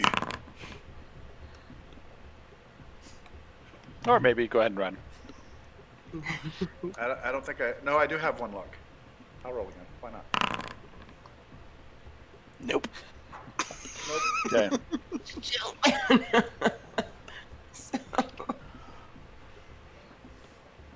He flies up there and attacks Nico. They are very concerned about this tower. It's 2 spear attacks on you. 21. That's the lowest one, so they're both gonna hit. Sure. So take 11 points of damage and 11 points of damage. Tickling me. Ha ha ha ha.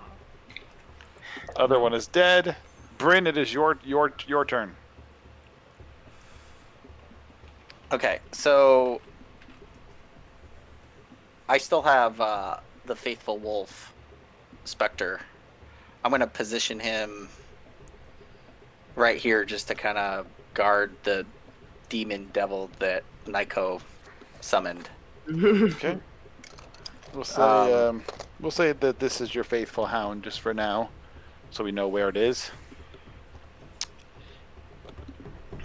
I'm just gonna go ahead and take a shot at the guy with the halberd. So you're gonna come back out front. Yep.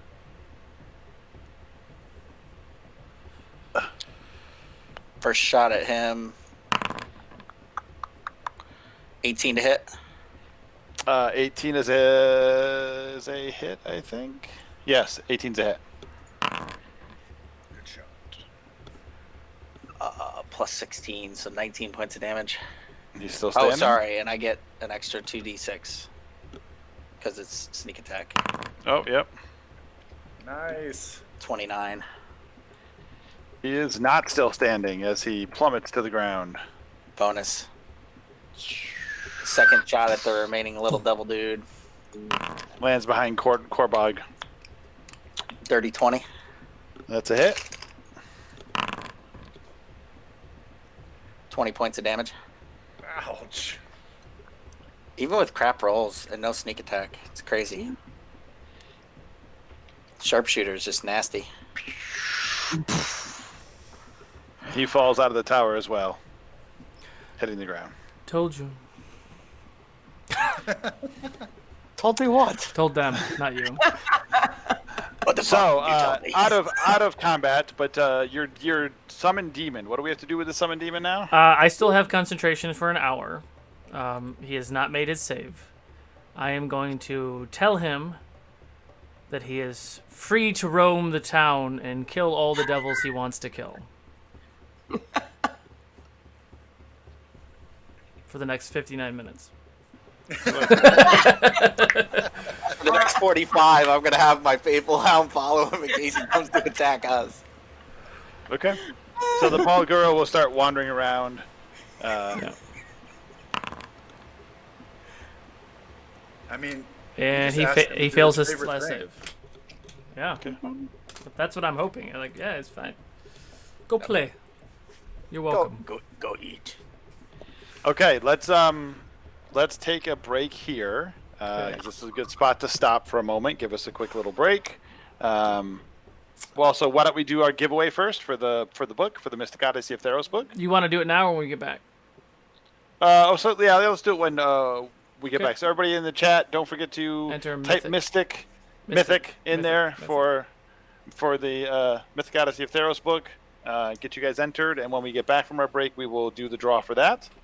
Okay. I think that's it. I think we're good. Cool. All right, guys, we'll be back in like 10.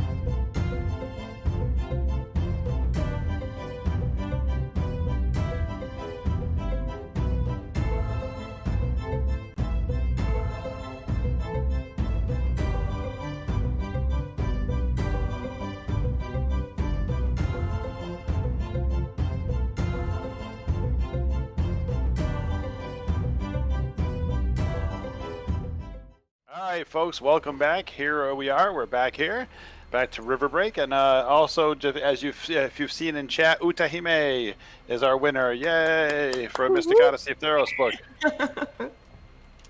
So we'll get that. Contact Thad on the Discord, and he will get the code to you. And then you just go right to D&D Beyond. You put the code in, and bam, the book is yours forever. Give me a And bid, ever. I'll get you. Forever and ever. All right, so you guys you're in the middle of this this ruined town. You just dispatched a few devils. There's a demon that's running around looking for something to kill for the next hour or so. Hey guys, we should hide in the tower for about 59 minutes. I look inside. I actually look inside the tower. Actually, I mean, you could go take a short rest. I mean, that's something you could do. Well, I want to go inside the tower from the bottom, and it sounds like Nico wants to come down from the top. So Okay. Okay. Yeah. So you guys can hop in the tower, and close the door behind you while the demon's out running around doing its thing. The tower is pretty bland, pretty blank inside. There are the stairways going up. It's just because one stair goes up, and then over to the other side it goes up to the next level, and then so it's not like a curving staircase that goes all the way around. It's just a set of stairs that goes up. It looks like it was once like maybe some barracks or something on one of the levels. There's like a few now kind of crumbled beds falling down and that sort of thing. But that's about it. There's not much else in here. was there anything else that sticks out? Like, why did they jumped me? So As soon as you got to this tower, yeah. Well, did they jump me because they knew I summoned the Bulgura, or did they jump me because of something else? That's what I'm trying to find out. You don't know. I think it was weird they were trying to burn that house down. Is there anything in there? Well, the house is still on fire. It's still on. It's still burning. it's entirely possible that you're trying to put out a fire in hell. I'm just saying, we're in a hellmouth. We encountered a bunch of devils, and a house is on fire. I don't see how that's a big deal.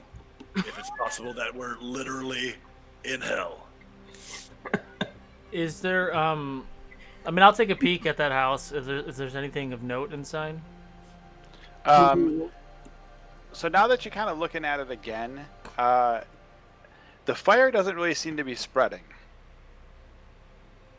So the fire is coming out of the two windows, and fire is coming out of the roof a little bit, where it's kind of burnt holes in the roof. Doesn't really seem to be going anywhere else. Can we try to put it out again? Korbag might not like that though. Again, let me reiterate. We might literally be in hell, and there's a house on fire. But not all the houses are on fire, just one house. That's weird. I don't see how a house on fire in hell is a big deal. But far be it from me to impinge on your autonomy. No, not at all. Is there anything else of note in the area that looks This is interesting? weird. Like I said, a lot of the buildings, you can kind of go around to the other buildings and take a look. There's like that smith area that was over in the front, where there's like there's a forge and some area where someone may have been smithing at some point in time. You do manage to come across what you think is maybe like a bookshop. The books are like all moldy, frozen. Yep. Are we taking a short rest? We took a short rest in the tower, right? Are we taking a short rest? Sure. I could use Okay. one. Yeah? Okay, so we've thoroughly explored this tower, and there's nothing in it. Like, no roll required. The tower is blank. The tower is blank. Okay. And there's Goldie, a are house you on fire. fire resistant or fireproof? Say that again. Is Goldie fire resistant or immune to fire? Fire resistant. Yeah, resistant for an hour. Well, it would be like Second question, why do you ask? I know where he's going with this. I want her to go walk in the burning building, okay? I know where he's going. And go take a look around. Um, I need a bubble. Can I put myself in a bubble? I don't know how, but someone can put me in a bubble. Probably not. all right.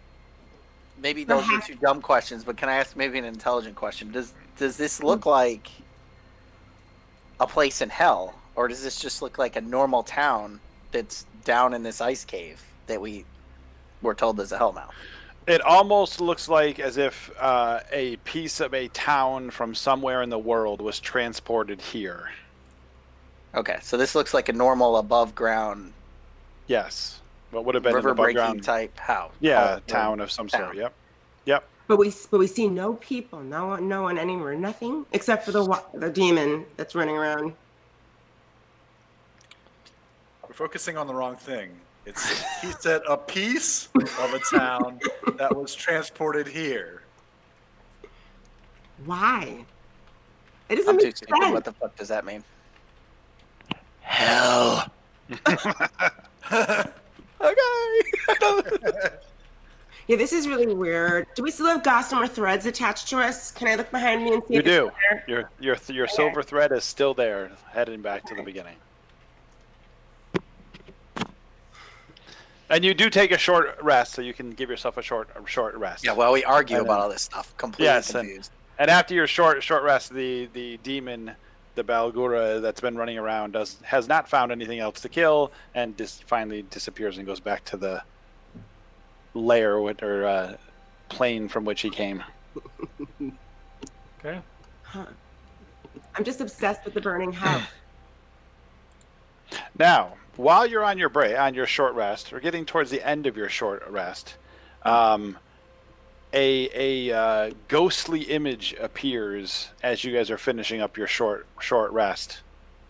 So this image of this guy, he looks like he has like some robes on, and he appears in front of you. You guys can see the silvery thread going off his back and headed out of the tower. Actually goes right out, like you're like on the second floor of the tower, and it actually goes like right out the window, and it's headed somewhere. You don't know. It does not seem to be headed to the same place your threads are going. His thread is going in a different direction. And he's like, this gentle person? you do not. And he actually appears. Let me see. He appears in front of. Hang on a second. Let's see which one of you he appears in front of. He appears in front of Nico. Oh. So he appears in front of you, Mm-hmm. and he's like, "We need your help. Please come."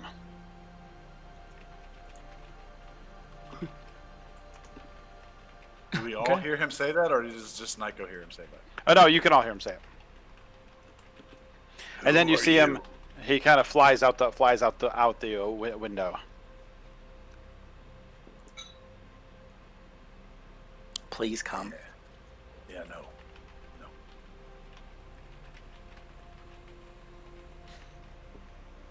Okay. That's not what we're here for, right? No, it's not. Nico, And- can you pop that locate object thing again?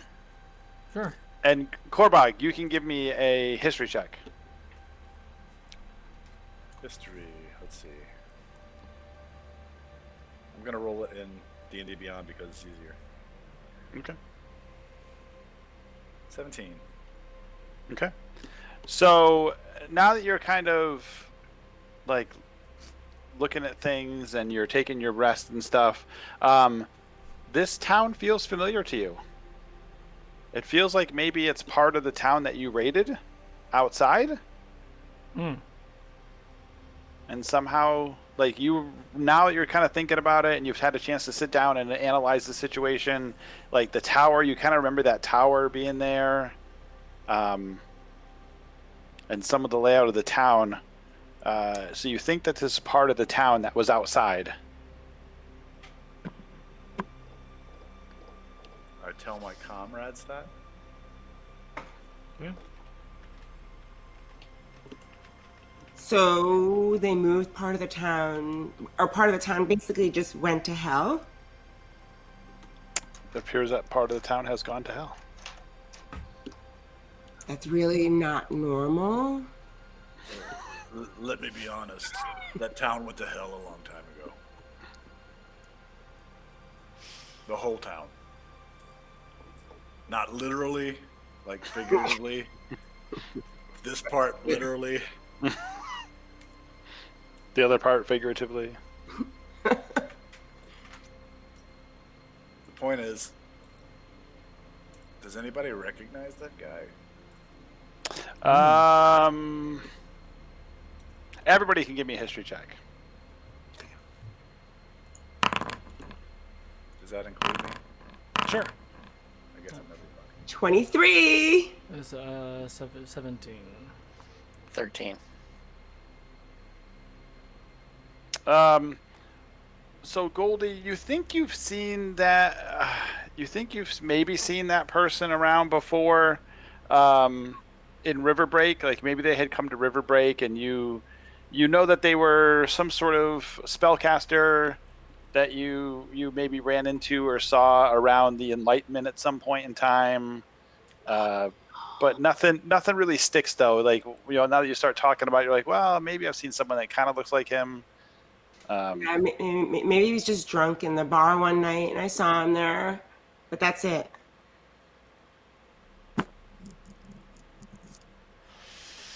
Do we follow him? Did Nyko's locate object pick anything up? It does not. Seems like the only lead we have. Yeah. I say we have to follow him before he flies out somewhere, wherever he's going. We can follow his gossamer thread. Can't we follow that? Can we follow it? To where he went? When we go outside, do we see where he is? So you can like go over to the window that he flew out of, and you can kind of see him headed back up. So you're kind of in this bowl, like down in the bottom of this massive cavern, and off to the one side you can see him headed towards what, like if you were looking out the tower you're looking out like the east, and you can see him headed towards the side of this massive cavern to the east. Hey, wait up for us. We're going to help you. Can you hear me? He stops. Who are you? Do you know who we He turns back around. He turns back around and looks. Guys? Yes? No? Who are you, and why should we follow you? Does he respond?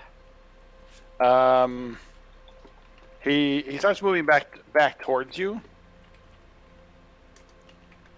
If he flies back, flies over like outside the window and kind of floating there. He's like, "We need you. We need your help." Yeah, that doesn't answer my question. Who's we? Oop. Yeah, it doesn't answer. It was an anger roll. I missed the thing and dropped it on the table. He kind of looks over and sees you, Korbog, and he looks a little bit startled by you. And he starts flying.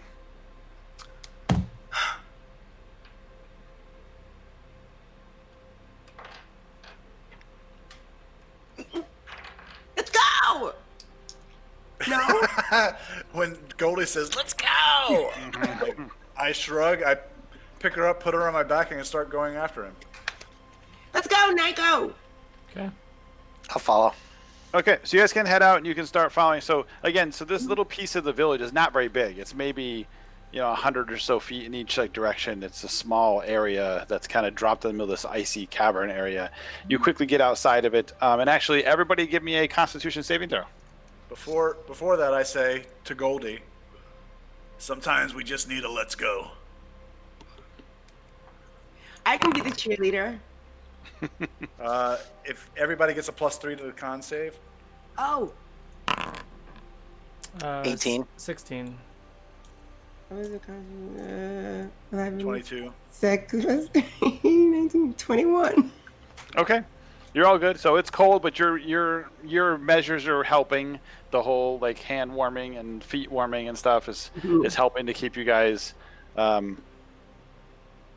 staving off the elements, so to speak.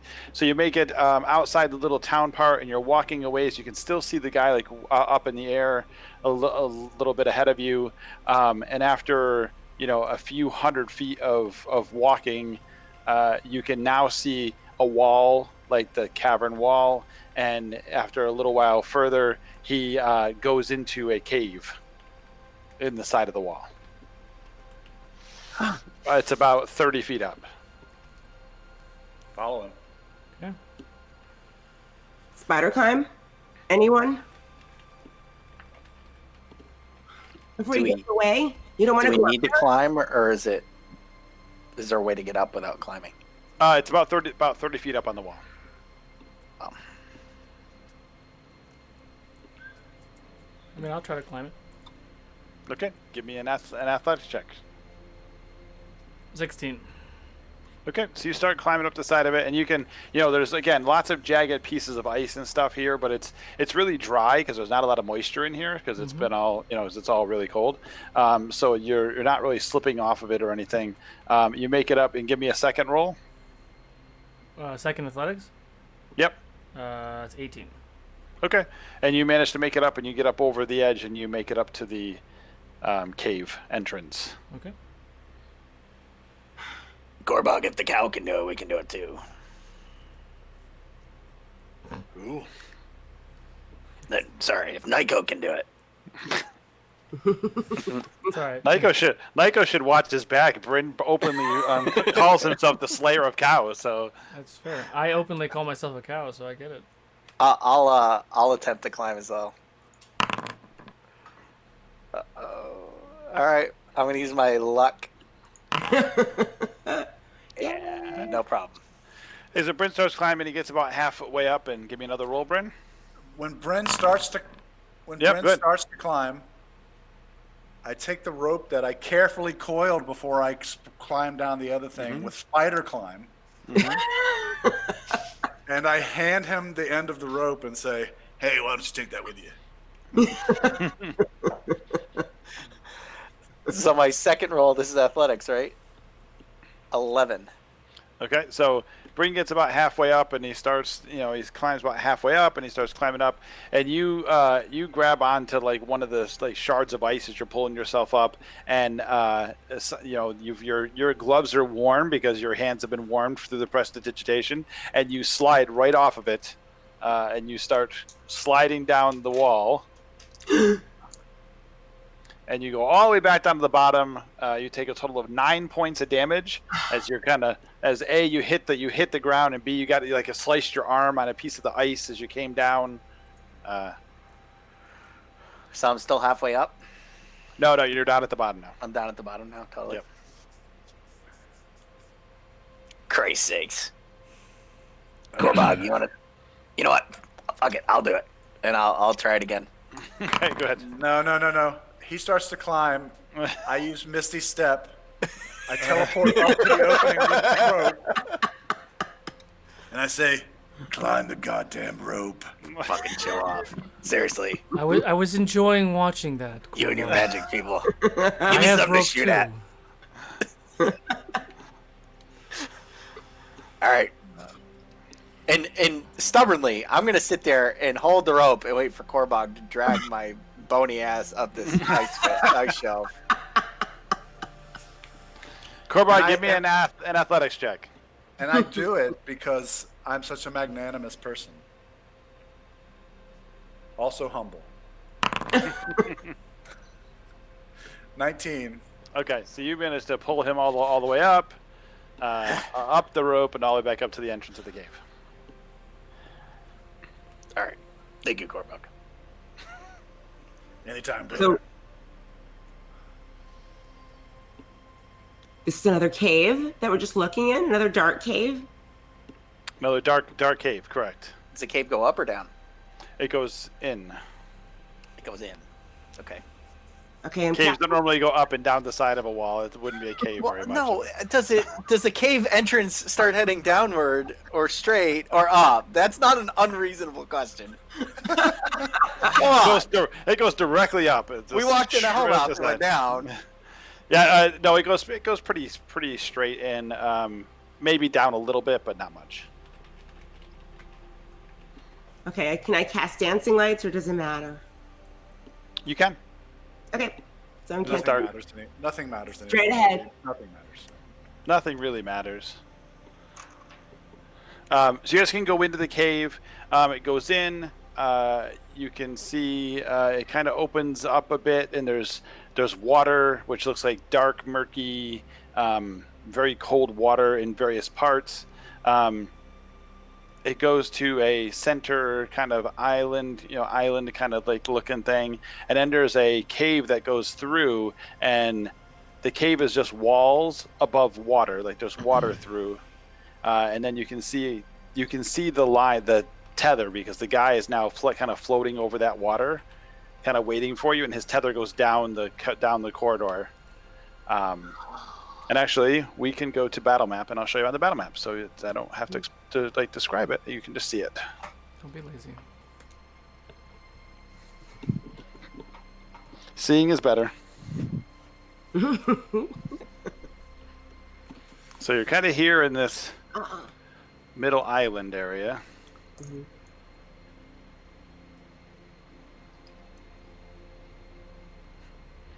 You can kind of see where there's like a corridor that goes off over there.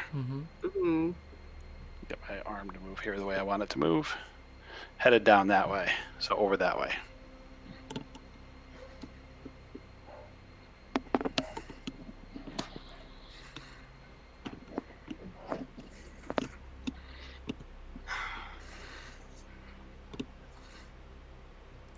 And there is this water here that's all around.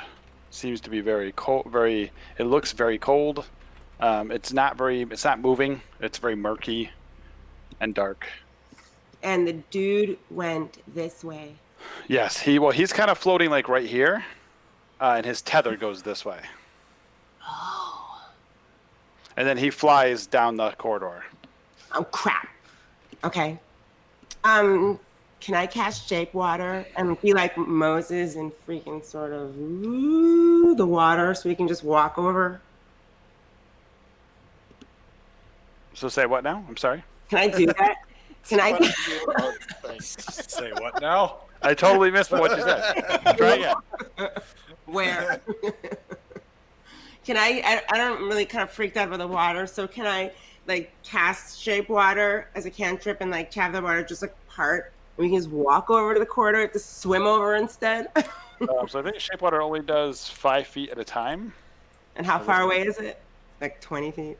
Yeah. 20. Let's take a look and see what shape water does here. Yeah, it's a 5-foot cube. I mean, you could freeze it. You could freeze the water. Freeze it. Iceberg raft. Yeah. No, you know what I'm going to do? I'm going to create it so it looks basically like a slip and slide so we can just slide over. Well, you don't have enough space. I mean, it's only a 5-foot cube. I can't make a 5-foot slip and slide that'll like parachute us over there. No. What if we take a running jump and then running jump and slide and we're like, shoot over to the other side? Sure, you could try that if you'd like to make a check for that. I'd be fine with that. Do while she's Make doing fun that. in hell. I mean, this one be fun in hell. Art, I want to stand like right over here. Okay. Do I see anything in this little area over here? You do not see anything in this little alcove over there. Okay, I want to misty step over here. Okay. Show off. We all don't have that shit. I mean, come on. Okay, so he comes over here first and kind of takes a look. You need to be high enough level. You can misty step with somebody else eventually, right? And then he I mean, I misty can do steps that over now. here. I just don't want to use the spell slot. All right. I already used too many of my high level spell slots. I will. No. Is there anything I could tie my rope to?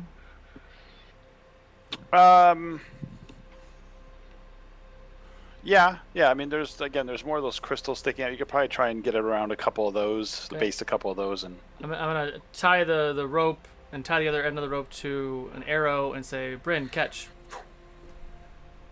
and shoot an arrow at Bryn. okay. Arrow lands about right here in the water. In the water. I'm a better archer than that, Art. That's offensive. You can't tug a massive 50-foot rope on an arrow. I'll bring it back. Okay, you bring it back, and when you do get it back, you see that the end of the rope and the arrow are like frozen, very Oh. cold. Well, I learned something new today. I'm going to attach my grappling hook to it this time, and throw it back across. Okay, give me a dexterity check. I will, damn it, and I will roll a 19.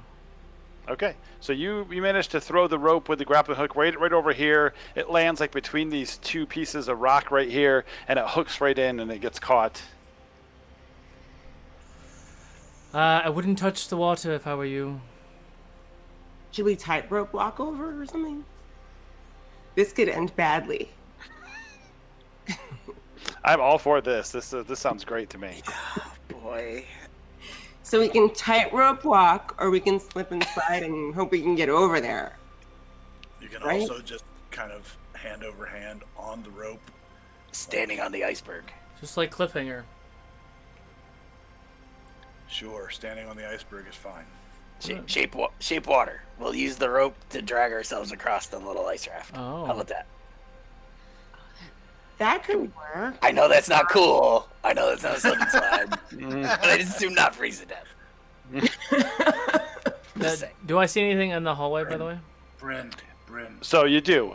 You do see, don't and I'll tell her it's tell not you in a cool. second what it is. I'll show you in a second. What Corvog?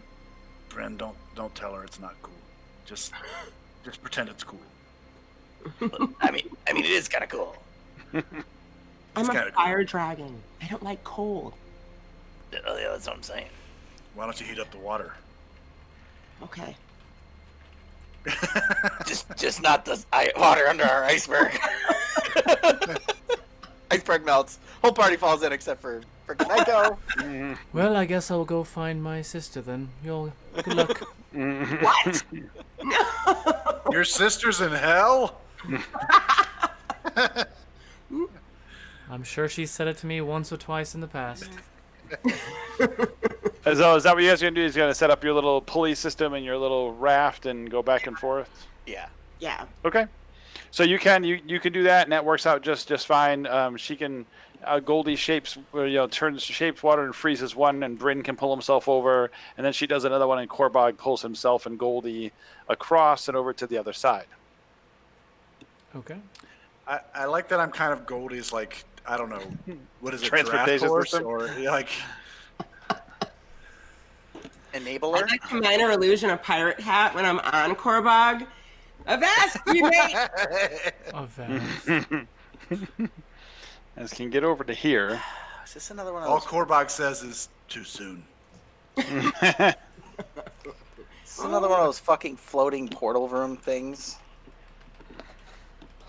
Oh God. God, you're so angry about things. You're an angry drow. Nothing good comes of your random floating things.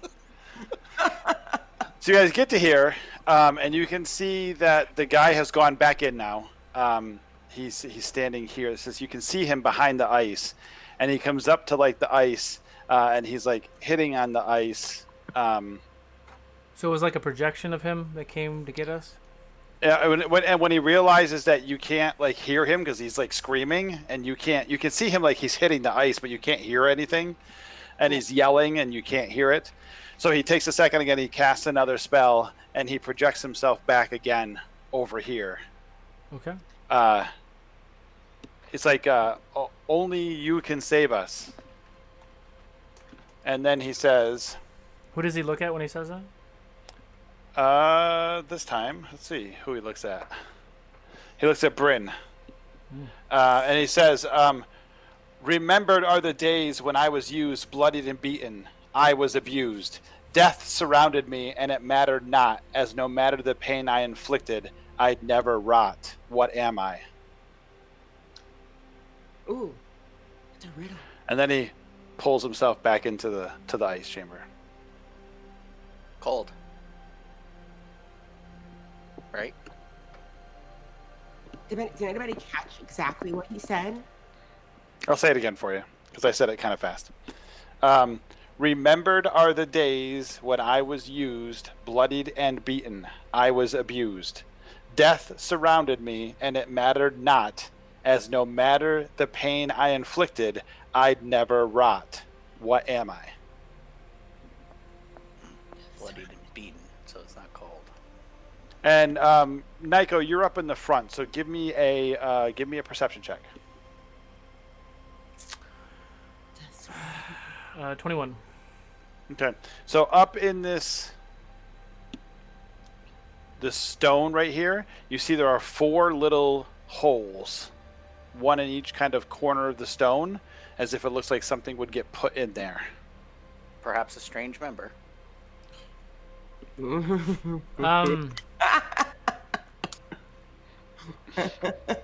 any of that Odd look cock. familiar to me? Odd cock, thimble prick, strange member. No, the sneaky one. Say that again, Nico. Does any of it look like? Is there anything around? Does it look like there are gems anywhere or anything that could like fit? Is it like a staff that goes in there? Well, yeah, bloodied and beaten. It might actually be a weapon, like a magical weapon. Wait, surrounded by death. Yeah, I never rot. beaten like a hammer. Or like a warforged? Bloody. You want me to stick my arm in there? You don't rot. So you look and the holes are small. You don't think you'd be able to get your arm in there. Put your finger in there. Please. Give it some fingers.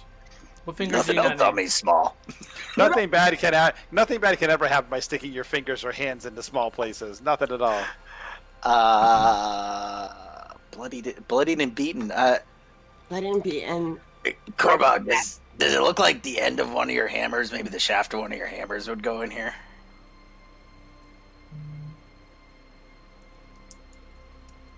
The hilt. You're muted.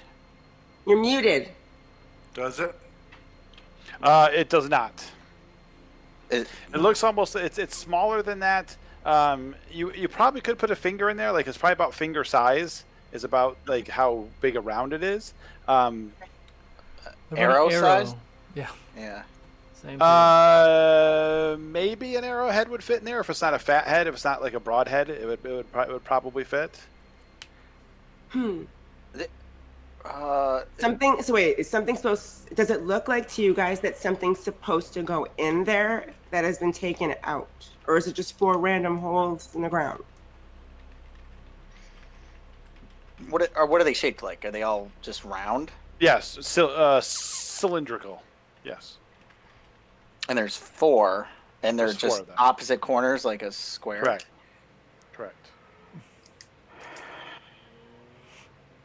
I'll take 4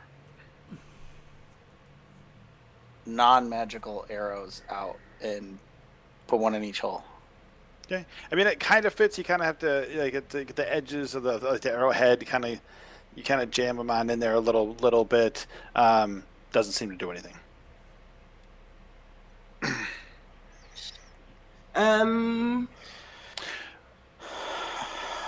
Bloodied and beaten. So Nico, give me a history check, Nico. Letting and I never rot. 22. So you remember back in town that you kind of climbed through the window of what looked like a forge. Yeah.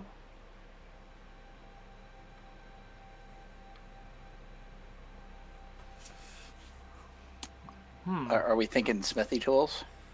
Hmm. What about pythons? Would a python work? Was there anything over there that I saw that would fit here? You don't remember. You really weren't paying that close attention to it. You kind of had a guy in your face, and you were fighting and that sort of thing. So you really weren't paying that close attention to what was around the smithy shop. But that's kind of sticking out in your head that he said something about a sword or a hammer or something, and you did just climb through a forge area in the town. Yeah. I'll be right back. I'm gonna go back the way we came. I think I can do it again. Yeah, I'm gonna misty step to the other side. Okay. Once I get towards the base of the cavern, when I'm in the town, I'm gonna do hidden step and go invisible, and then run to the blacksmith shop, and then see if I Okay. find anything. Yep. Give me a perception check. No whammies. That's no whammies. That's 26. Okay. So you're searching around. You look in the forge itself where the coals are, which are all kind of frozen, and there is in fact a pair of tongs that looked like they were holding something into the fire, Mm-hmm. and you notice in the tongs there is this cylinder. Interesting. The fire's not going, correct? Correct. I would take the cylinder. Do I see any more cylinders anywhere? You do not. And if there's nothing else in the smith shop, yeah, I'd probably go back then. Okay. You can work your way back. You can take your time and get up and all that kind of stuff. I'm not worried about that stuff. You come back to here, and what do you do with the cylinder once you get here? I found this in the smith shop, and I hand it to Korbog. Maybe we have What is to the cylinder? drive it in one of the spaces above. What's in? Is there anything inside the cylinder? Nope. It's a solid metal. Does it Rod. look like it would fit in this rod in these holes? It does. Stand back. Okay. I'll stand back. We're walking up to a random hole and sticking things in it. Matt, Now I know you're confused by this because you're a girl, but for guys, this is not anything. New. I was. All of a sudden, Goldie's cautious. My goodness. Inappropriate. Inappropriate. What is the riddle again? That's how you guys get in trouble. Absolutely. Remembered are the days when I was used, bloodied and beaten, I was abused. Death surrounded me, and it mattered not, as no matter the pain I inflicted, I'd never rot. What am I? I never rot. Sounds What like the a weapon. Yeah, what the fuck does a hunk of cylindrical steel have anything to do with that riddle? In 4 holes in the ground. So I put the cylinder in the hole. Okay, so you go up to one of the holes. The cylinder drops right in the hole. When it gets into the hole, it becomes kind of flush with the rock. It starts to glow, and as it does that, a piece of like force kind of springs out and starts to complete a walkway from here to there. It goes out about 5 feet, and it appears. Then the guy, seeing this, he kind of claps, and he projects himself back outside again, and he goes to you, Korbai, because you're on top. Upon your lonely journey, I accompany you, whether you travel through endless mountains or seas of blue. Wherever you go, I keep your place. Lost you are not when I'm embraced. What am I? And he goes back in.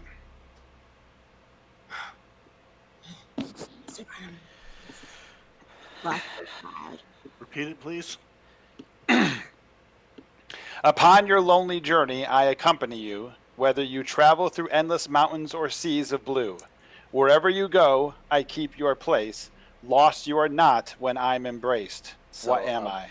A map? Did we see a cartographer's house or anything like that? Or anything that looked like a shop that would be something? I think it's cartographer, right? Map makers. Looking back on Compass? it, you remember seeing a bookshop. Mm-hmm. But like, can you come out here and tell me the other 3 as well, so we could just go back and You know what? Actually, I mean, this wasn't a big town. Why don't we just go back, search every building, and look for 3 more of these little metal cylinder things?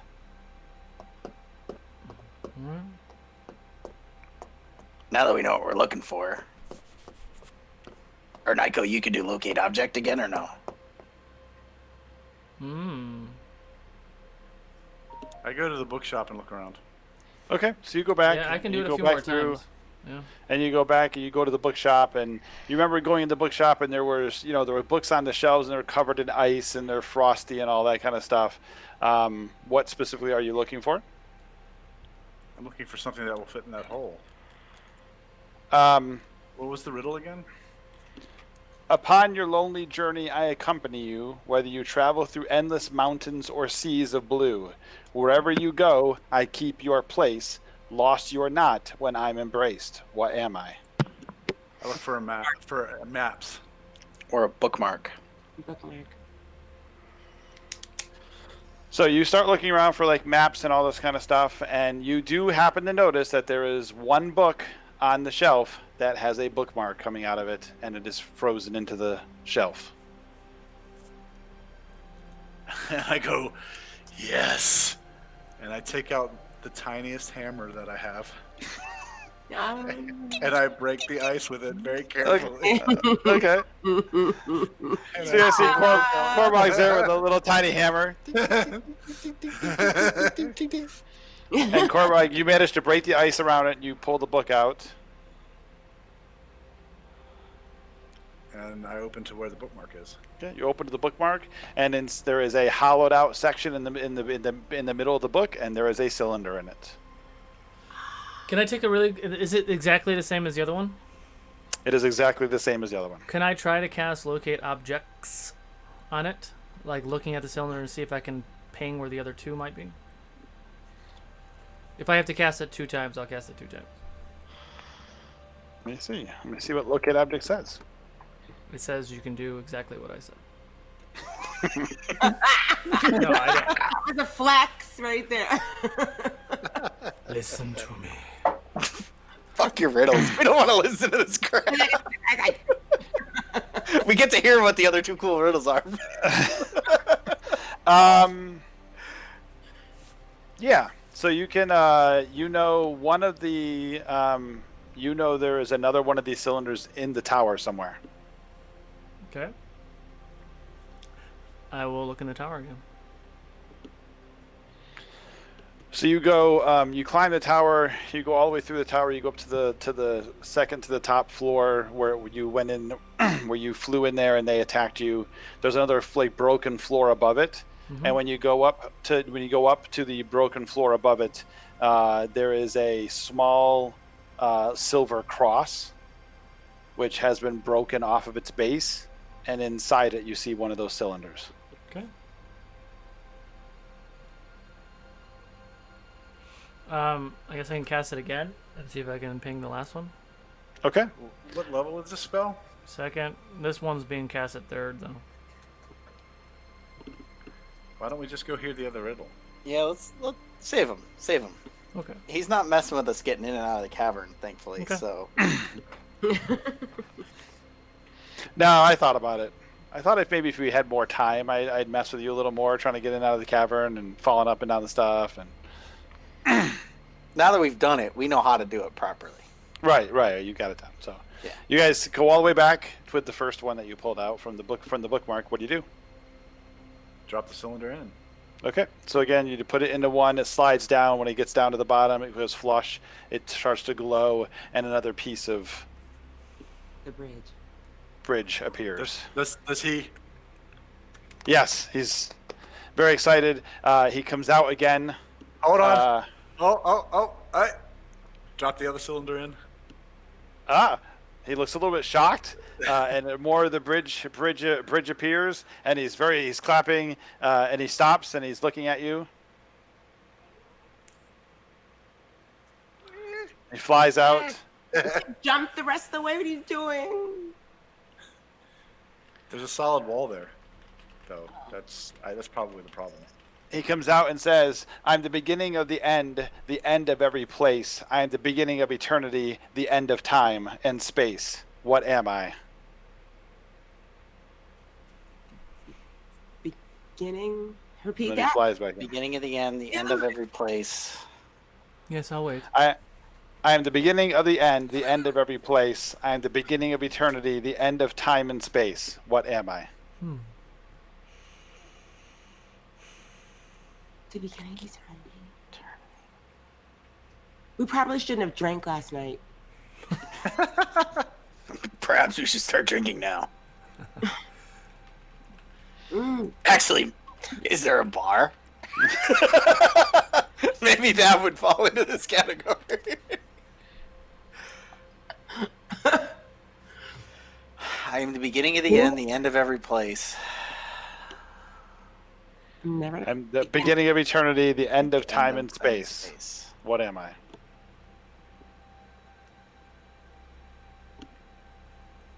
Beginning of eternity. E. You're the letter What's E. that? End of time and space. The letter E. The letter E. The beginning of eternity, the end of time and space. 100%. So what's the letter E mean? I have no idea. I did the hard part, guys. You guys figured that out.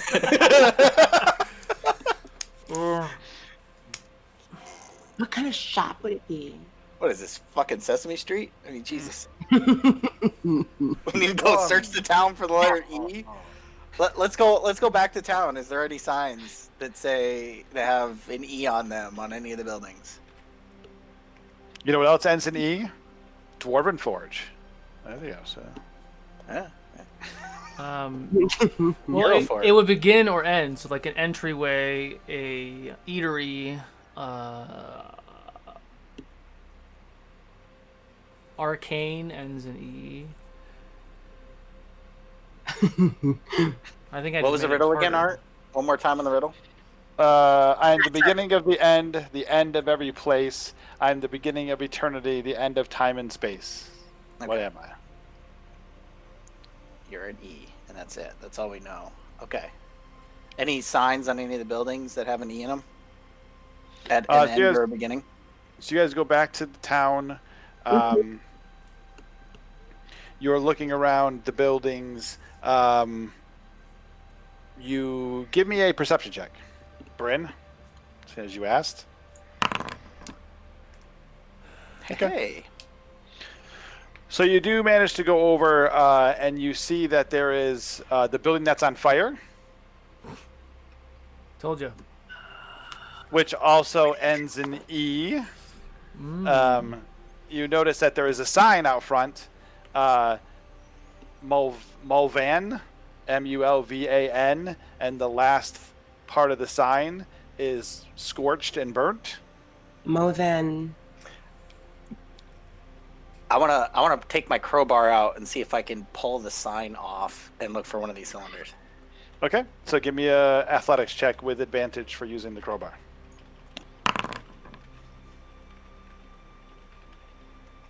15. Okay, yeah, so you managed to get the crowbar in there, and you crowbar the sign, and you pop the sign off, and behind the sign there is in fact a little space where there's a cylinder. Well done. Excellent work. Lucky. I am way too tired to understand how I answered that riddle. It's so obvious now that you said it. It's like, Well, I was like spelling the words in my head because I was like, okay, so this and this. Wait. I told my wife that I needed to give you guys something you couldn't just hammer your way through, and so I decided to see it. and we almost spelled our way through it, but then we decided not to burn the spell slots. That's fair. That's fair. All right, let's go back. Okay. So you guys go back. You go back there. Are you dropping the cylinder in the last hole? Yeah. So Yeah. you drop the cylinder in the last hole. It goes flush. The rest of the pathway appears, and when you do that, the ice wall. Level 9 fireball. We just wanted to open the door to watch you all burn. And actually, I'll just kind of do this just to make it even easier. We'll just go like this. Oops. I knocked over Bryn. I killed Bryn. We're only down to one Bryn mini. Careful. Oh, Yeah, because somebody the other Bryn mini Yeah, that kind of dropped some stuff on. that dropped some stuff and broke minis all over the place. The Dwarven Forge survived. no, oh my god.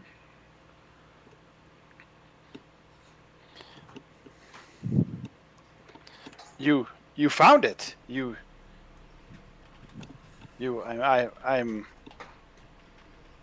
I am amazed. Hello, I am Sedgwick Mulvane. Cedric Mulvane. Oh, it was his shop. That was Brian. Mulvane's shop. I am very, well, happy to see most of you. Who aren't you happy to see? And he kind of looks over at Korbog, and when he does, he kind of like takes like a little bit of a step back a little bit. Damn. Don't worry, he's a changed man these days. We are here to help you. I do notice he looks older than I last saw him, but I don't know how that is possible.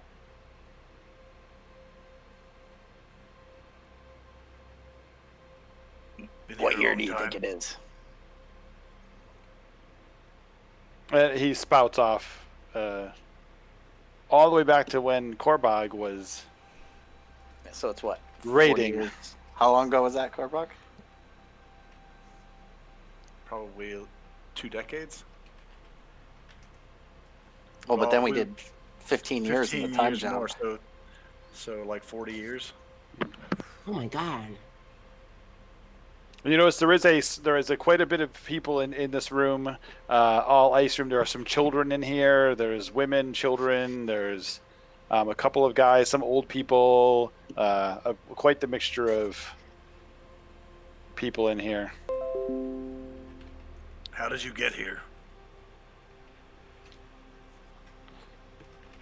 Well, your people were raiding our village. Yeah. We ran to come to the Hellmouth for protection, to hide in here, figuring you wouldn't come here. I don't know how. Somehow, part of our village appeared inside the Hellmouth. I still do not know how that happened. I don't understand why you were raiding us, or why you're here now.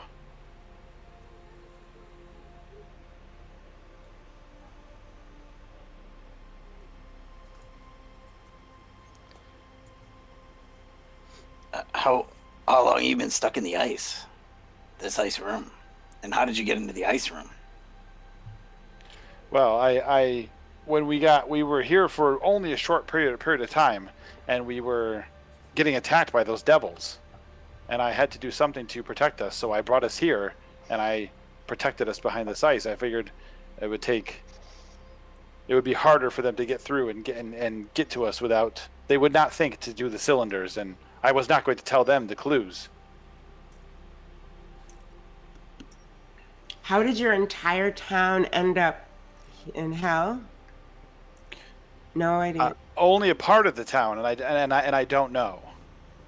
Last I remember, the pirates, which he was one of them, were attacking and destroying our village. I do not know how my village ended up in the Hellmouth. I do not know how he's here but older looking. I'm not understanding what's happening right now. Would any of us know how to break the effects of a hellmouth and the partial town teleportation? Probably not. I tell him the actual year. How is that possible? I mean, it's been an hour since I last saw you.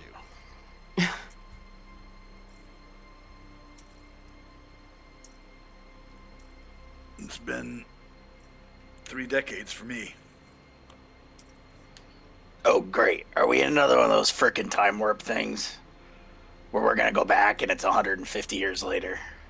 Okay, that's a bad idea. Come on, do the time warp again.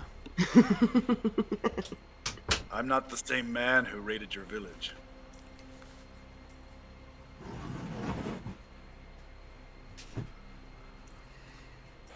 You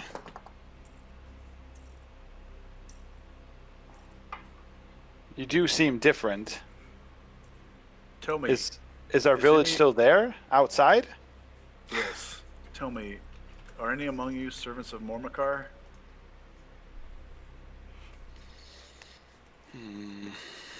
Yeah, probably. You see this blacksmith right here.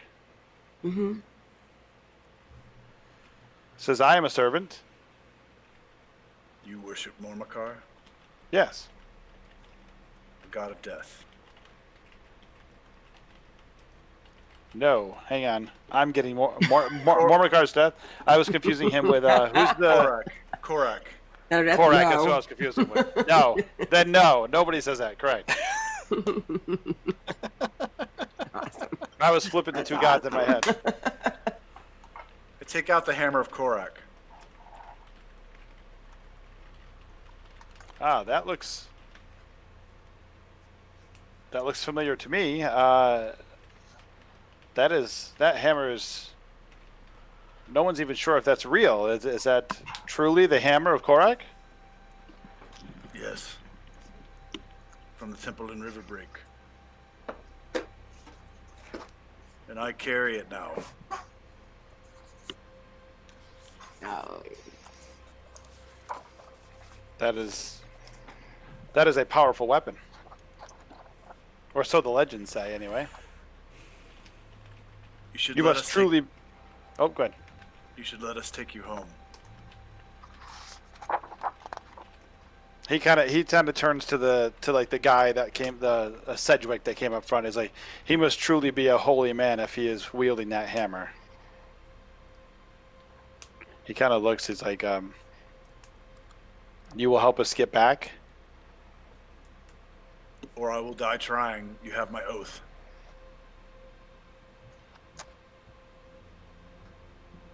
Well, then we will go with you.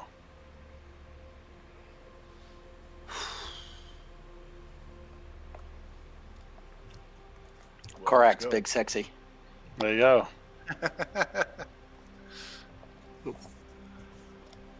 For everybody that didn't see it, that's from the Book of the Righteous, from Green Ronin Games. That's the pantheon that we're using.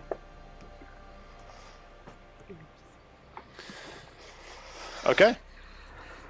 You guys want to take these guys back out then? we're gonna rescue all these people. Yeah. So they're all like people. They're not apparitions at all. They look healthy. So we're basically gonna bring them back to their new home here in hell, or we're gonna bring them out. I mean, I don't- Probably bring them back to the town. There's We need to some bring nice them out. Yeah. some nice little huts for them. From animal skins, they can just chill in and completely dilapidated, ruined town. Totally fine. That's all we can do for you. Sorry. All right, let's bring them out one by one. Women and children first. Guys to the back. Niko, you okay with letting somebody borrow your hut of bravery? Temporarily? Of course.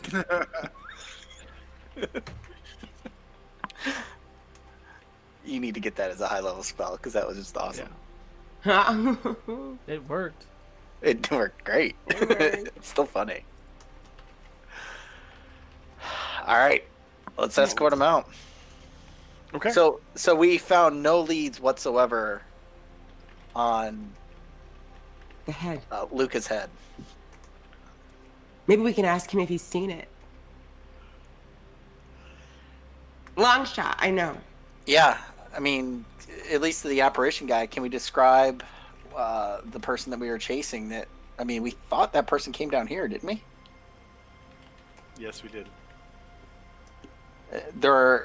Before we leave, are there any other exits out of this joint?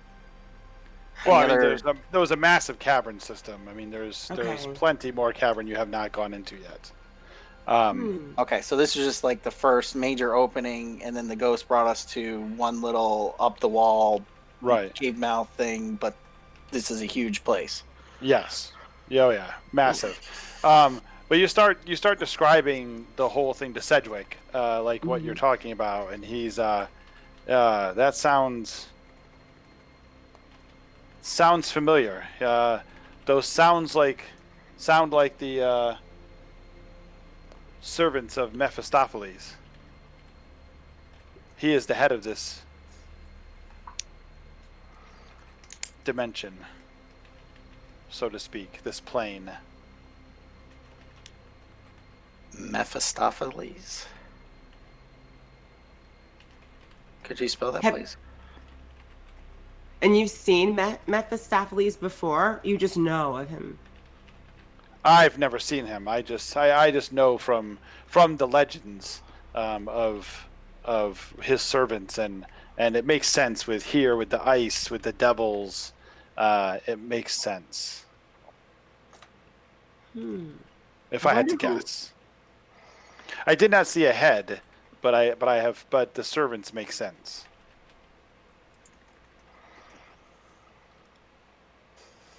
I don't think we looked around the town completely before we took off. Maybe we should head back to the town and continue just looking in the buildings that were there, including the building that was on fire.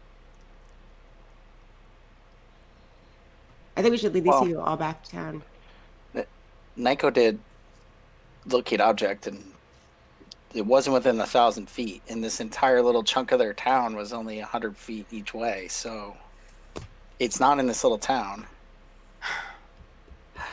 So we gotta go freaking deeper into the cave system if we're gonna keep chasing these guys. So what's the plan? We get these people out to safety and come back in? Well, I mean, listen, I know it was my anger that brought us down here. You know, jumped into the mirror and went after these guys. And, you know, maybe now with a little bit clearer head, it makes sense to go back to the city of Riverbreak. Regroup, we've learned some things. Maybe they know something of these servants of Mephistopheles. Mephistopheles. Mephistopheles. It's a good thing I'm not Greek. I feel like we're literally just blindly walking down a hole, and it's a hellhole. Me too. I mean, we have the threads. The threads help get us out, but I mean, the threads could be a liability too. Do these people have threads? Good question. They do not. His apparition had a thread, though. That was weird. His apparition had a thread. But he was out the other direction. What? So they've been transported to this plane then. Ugh. All right. I guess we're going to answer our question here really quick. Can we get them out of the Hellmouth?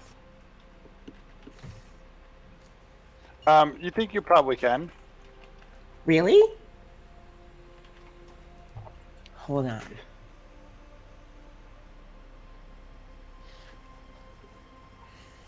So we're definitely going to... well, Korbog is definitely going to try. So he's going to take them back to the entrance if he can. Okay. A little different camera position here. There's no exit out of their little ice room. No, it is fully enclosed. There's no mirrors in that room. No mirrors in that room. It's not all on one of your little floating happy holes again. Sedgwick thinks that they've been there hiding for an hour or two. Hours. Yep. Which is why he's quite surprised by the fact that you look so much older than you. Well, as we were going back, I explained to him that it's the Queen of Riverbreak. The Queen? Mm-hmm. It's the Queen, right? The twins. It's Princess. The Princess Kiasa and Riasa are the twins. The Queen. And if I'm correct, Princess Riasa promised me like land. She did. So I explained to Sedgwick on the way back to the exit that the Princess in Riverbreak, the Princess in Riverbreak, knows me and owes me, and that I will use whatever power I can to help him rebuild his town.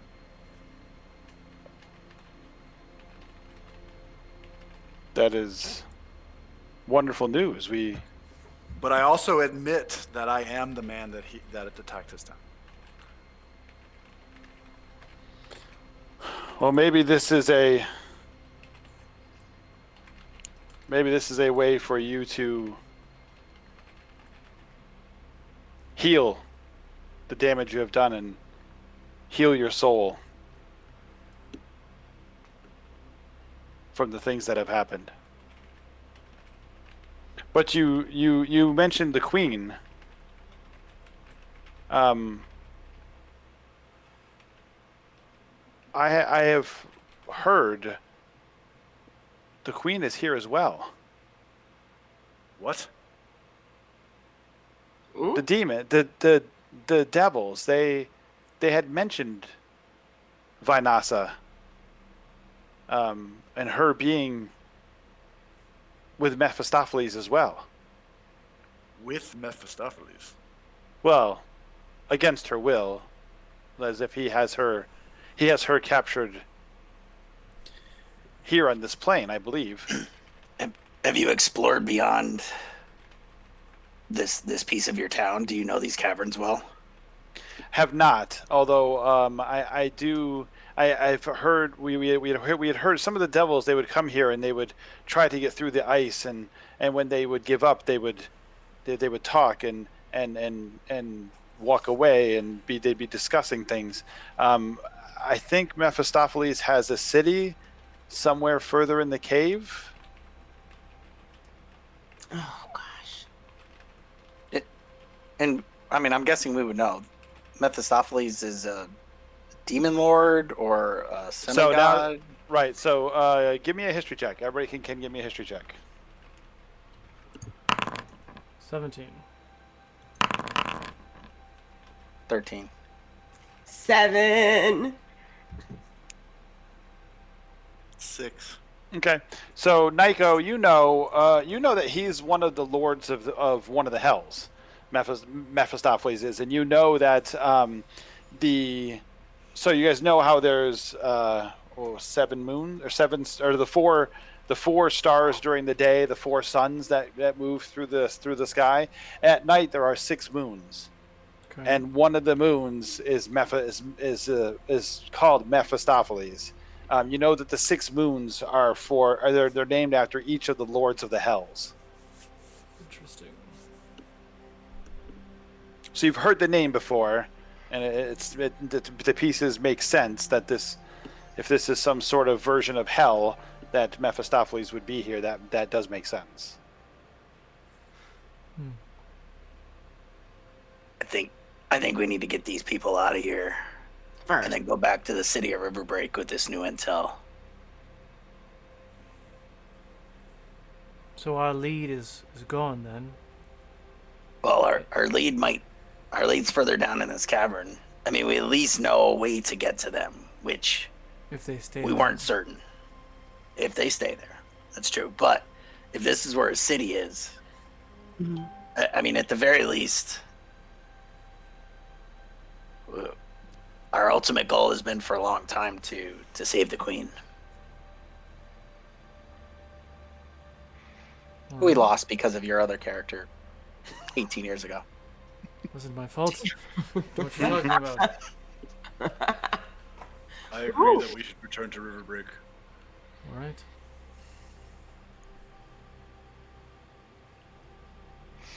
If for no other reason than to help these people reestablish themselves in the property that is rightly theirs.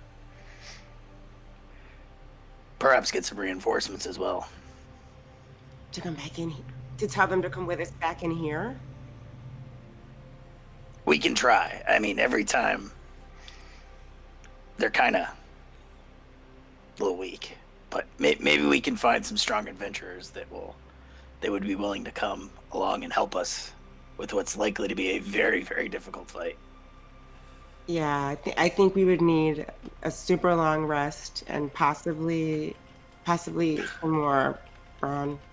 What was that, Korbog? I didn't say anything. Whole barrel of whiskey for Horbog. Oh, the whiskey. I wonder what devils drink. Swallow Holy these. water. Blood. The souls of children. The soul. The heads of Where do they Lucas. get 'em? Where do they get them? That's the thing. Just grab children, pop their head off, drink right out of the tap. And the soul goes right in. Drink like- out of the. It's like popping a 40. Just. Wow. Okay, send all hate mail to @theArthurGaming. That was graphic. He deserves it. Direct messages.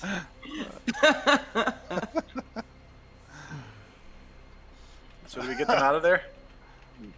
Yeah, let's roll. Yes. Yeah. So you guys can roll back. You guys can get them down and up and out, back out of the hellmouth. You do notice as you cross out of the hellmouth again, you cross that barrier. Your tethers are gone. Once you're back outside, the tethers are not there. You can make it back over to the village. Mhm. You Which is a big shock to them, obviously.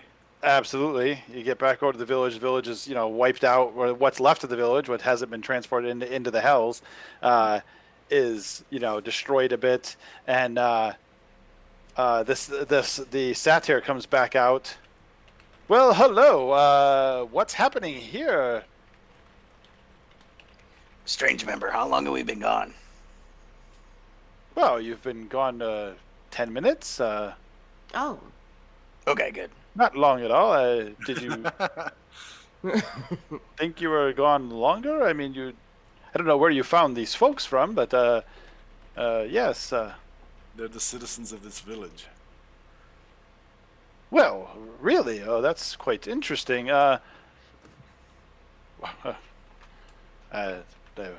Lots of work to be done around here. It's not looking very good right now. Yeah. Might have to remove some of the flowers from where I have them. Are the treants active and the stone golems active right now? Yeah, you noticed that when you guys were coming into town, like, a couple of the trees were kind of moving a little bit. You just start smashing villagers. Just the children, though. This is our game.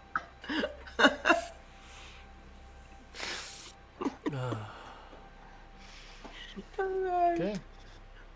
God, you can't even make a little murdering children joke without people getting all offended. I mean, what the hell?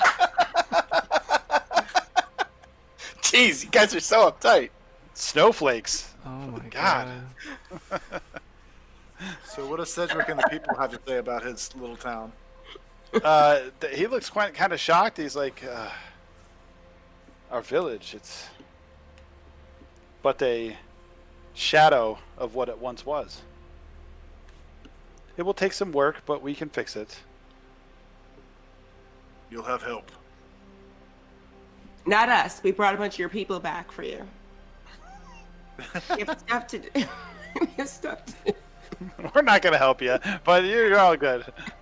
Do they know the strange cock, weird cock, something cock? Okay. Strange member. Odd cock, thimble prick, strange member. There we go. Just merge some of the words. Just like my last name. Just make it shorter. Do they know him? My father was a strange member, and the first time me mom decided to change me a diaper, she said, "Boy, that's quite the odd cock," and with the size of it, which has never ever grown, I got the name Thimbleprick. So that's my name, Odd Cock Thimbleprick, strange member, at your service. Mm-hmm.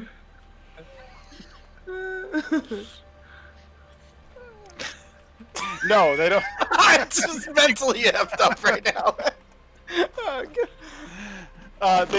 They do not seem to know each other.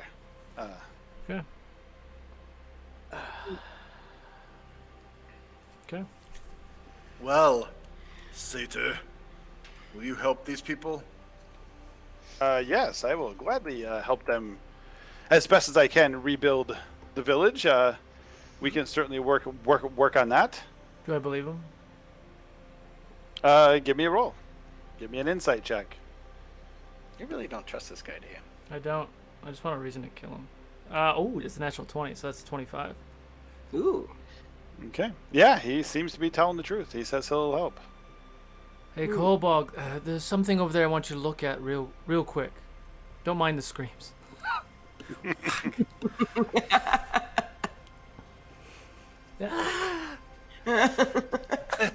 Okay. Well, we're trusting you to take care of these people. Well, I will certainly do my best. That and my friends, the trees and the rocks, they will certainly help. We'll very likely be back through town soon. We're headed to Riverbreak. Is there anything we can bring you all? Well, I mean, I'm sure they will need some supplies of some sort. I'm not sure my treant friends are going to be okay with them chopping them down to repair buildings, but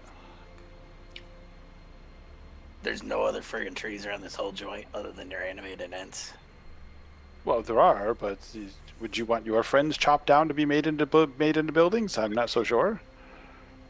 Yes. Maybe the trees can help them quarry stone or other things to build with. Oh, I'm sure they will help. I will have them help for sure.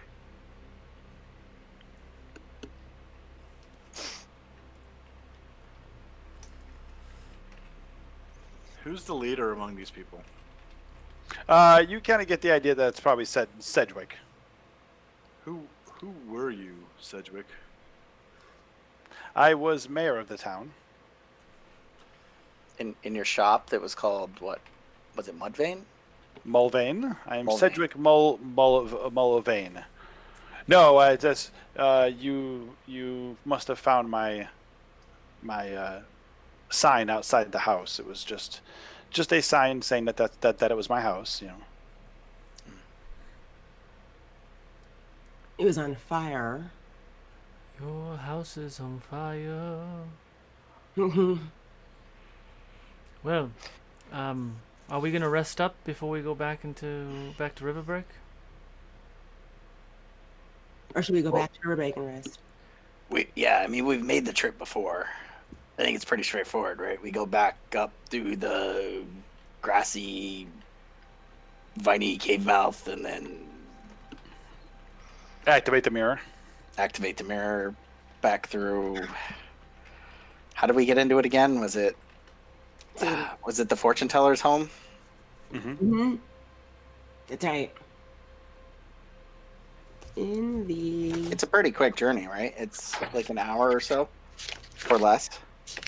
Oh, not even that far. It Yeah. was only 20 minutes, maybe up the hill into the cave and such. I say Sedgwick. Yes. Sedgwick, Yes. assess what you need, and I will see that you have it. Okay. We will take a look around and when are you leaving? When should I have this list by? We're leaving now. We're leaving now, but we will return Okay. very soon. Okay. We will get things together. Okay. There's nowhere near here that they could buy supplies or anything like that, right? Riverbreak's the closest place. Okay. Which is at the opposite end of the island, right? Which is On the opposite side, what, yeah. 100 miles across, I think you said the last time? Yeah, it's a few days journey. Okay. Sedgwick, do you have any way to send a message to us? Or Oh, yeah. anyone within Yes, your... I could send a message for sure. Perfect. So we're gonna head back to Riverbreak, and when you have your list ready, could you send Gorbog a message? Sure.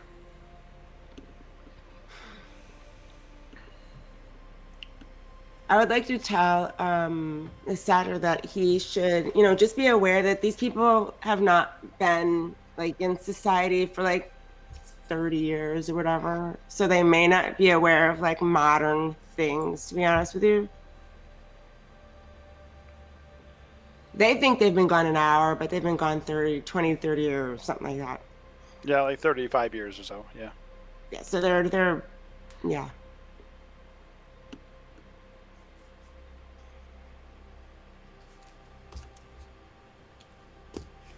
Does he have anything to say for himself when she says that? No, he doesn't seem. It doesn't really seem to respond. He looks a little confused.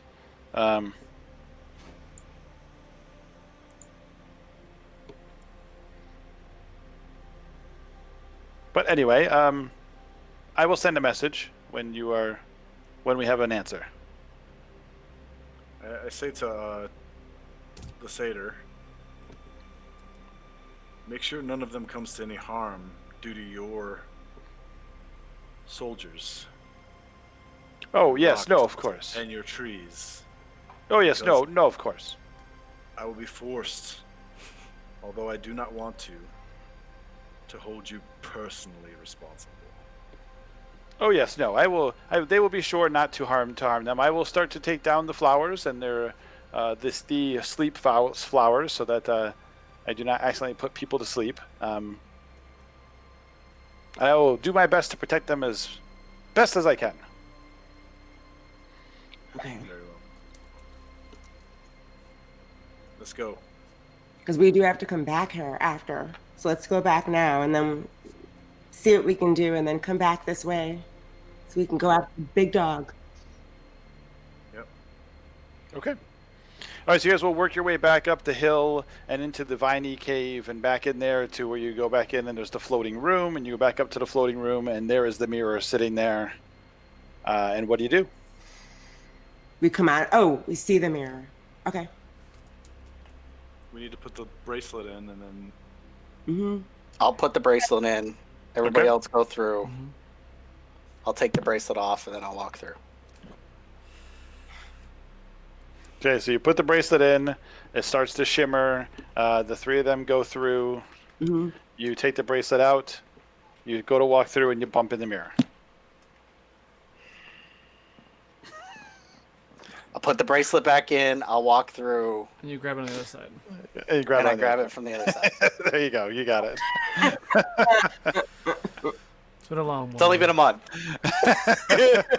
what took you so long, young man? Well, we're tired now. Go 84 away. years have passed.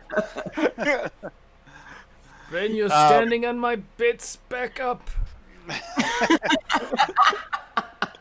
And you find yourself back in the fortune teller shop, and that's where we'll stop for today because we have a hard stop out of solo today for about 5 more minutes from now. So Okay. let's wrap it up. All right. Well, rapidy wrap it up. We lost Bryn. Okay, making no damn it. No, I'm still there. So there. That was, Minor inconvenience. that was fun. No more month breaks. You guys are awesome. No more month breaks. Well, there that's right. actually will be a month break. Sorry. The the Saturday before Christmas, we don't have any shows that weekend, which is a Riverbreak weekend. Oh. Oh, Well so the put. 19th we're off? Yeah. Is that our next Okay. episode? Yes.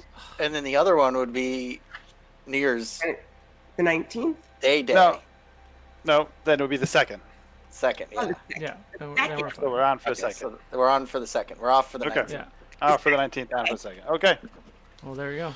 All right, everybody. Thanks for showing up and watching and checking us out. As always, you can find me at the Arthur of Gaming on Instagram and YouTube and all that kind of stuff. Thad, where do they find you? I'm at everything Vorpal Board, so vorpalboard.com. We got an awesome D&D package coming out soon. So the ARM that we use, that Art uses and Solo uses to stream their tabletops, that's going to be available with a package for $5 a month for your monthly service for Vorpal. And if you like these dice and you're a player, all you need to do is have your own subscription and you can create your own custom dice, which again is only $5 a month. So they're fun to play with. Worth it. Yeah, definitely check it out, guys. Warboard is awesome to play with. As you can see, there's no crazy overlays or anything here. This is exactly what it does for you. It's Yeah. good stuff. Oh, there you go. There's the hammer. Stop. Just playing with Hammer And I time. got two. In case anybody thinks that I have different dice, I don't. I get Maybe the by same next time. evil dice. You know that, everyone that else time I want to roll a natural one and I don't? I saw it. Oh, there I it saw is. what you did. There it is. You can kind of see it. Maybe by next game I'll have my own dice or something. Who knows? I'll have Maybe. to sit down. Probably not. But maybe. Probably not. But and anyway, so next, how about Chris Sims. Hi, I'm Chris Sims. You can find me on Twitter, Chris S. Sims. That's about it. Okay. And over here, Solo. Chris, you guys know I'm here all the time. Don't forget to catch the next episode of Vault 42 tonight at 6:30 p.m. Pacific, and next episode of Adventures Middle Earth tomorrow at 4 p.m. Lots of exciting things this week as well. Yay. And Yeah. last but not least, Goldie. Alicia Marie Body, and tonight I'm in Vault. Yeah. Awesome. And then, of course, always, guys, check out our friends at Dwarven Forge, Hero Forge, WizKids. They make HeroClix too. WizKids does. And then our new friends at Deep Cut Studios, which made the awesome battle mat today. So Awesome. All right, guys. Great, yeah. we'll see you in a few weeks. Yay. Thanks, Bye. everybody. Happy holidays. Yes. Yes. Have a good Christmas.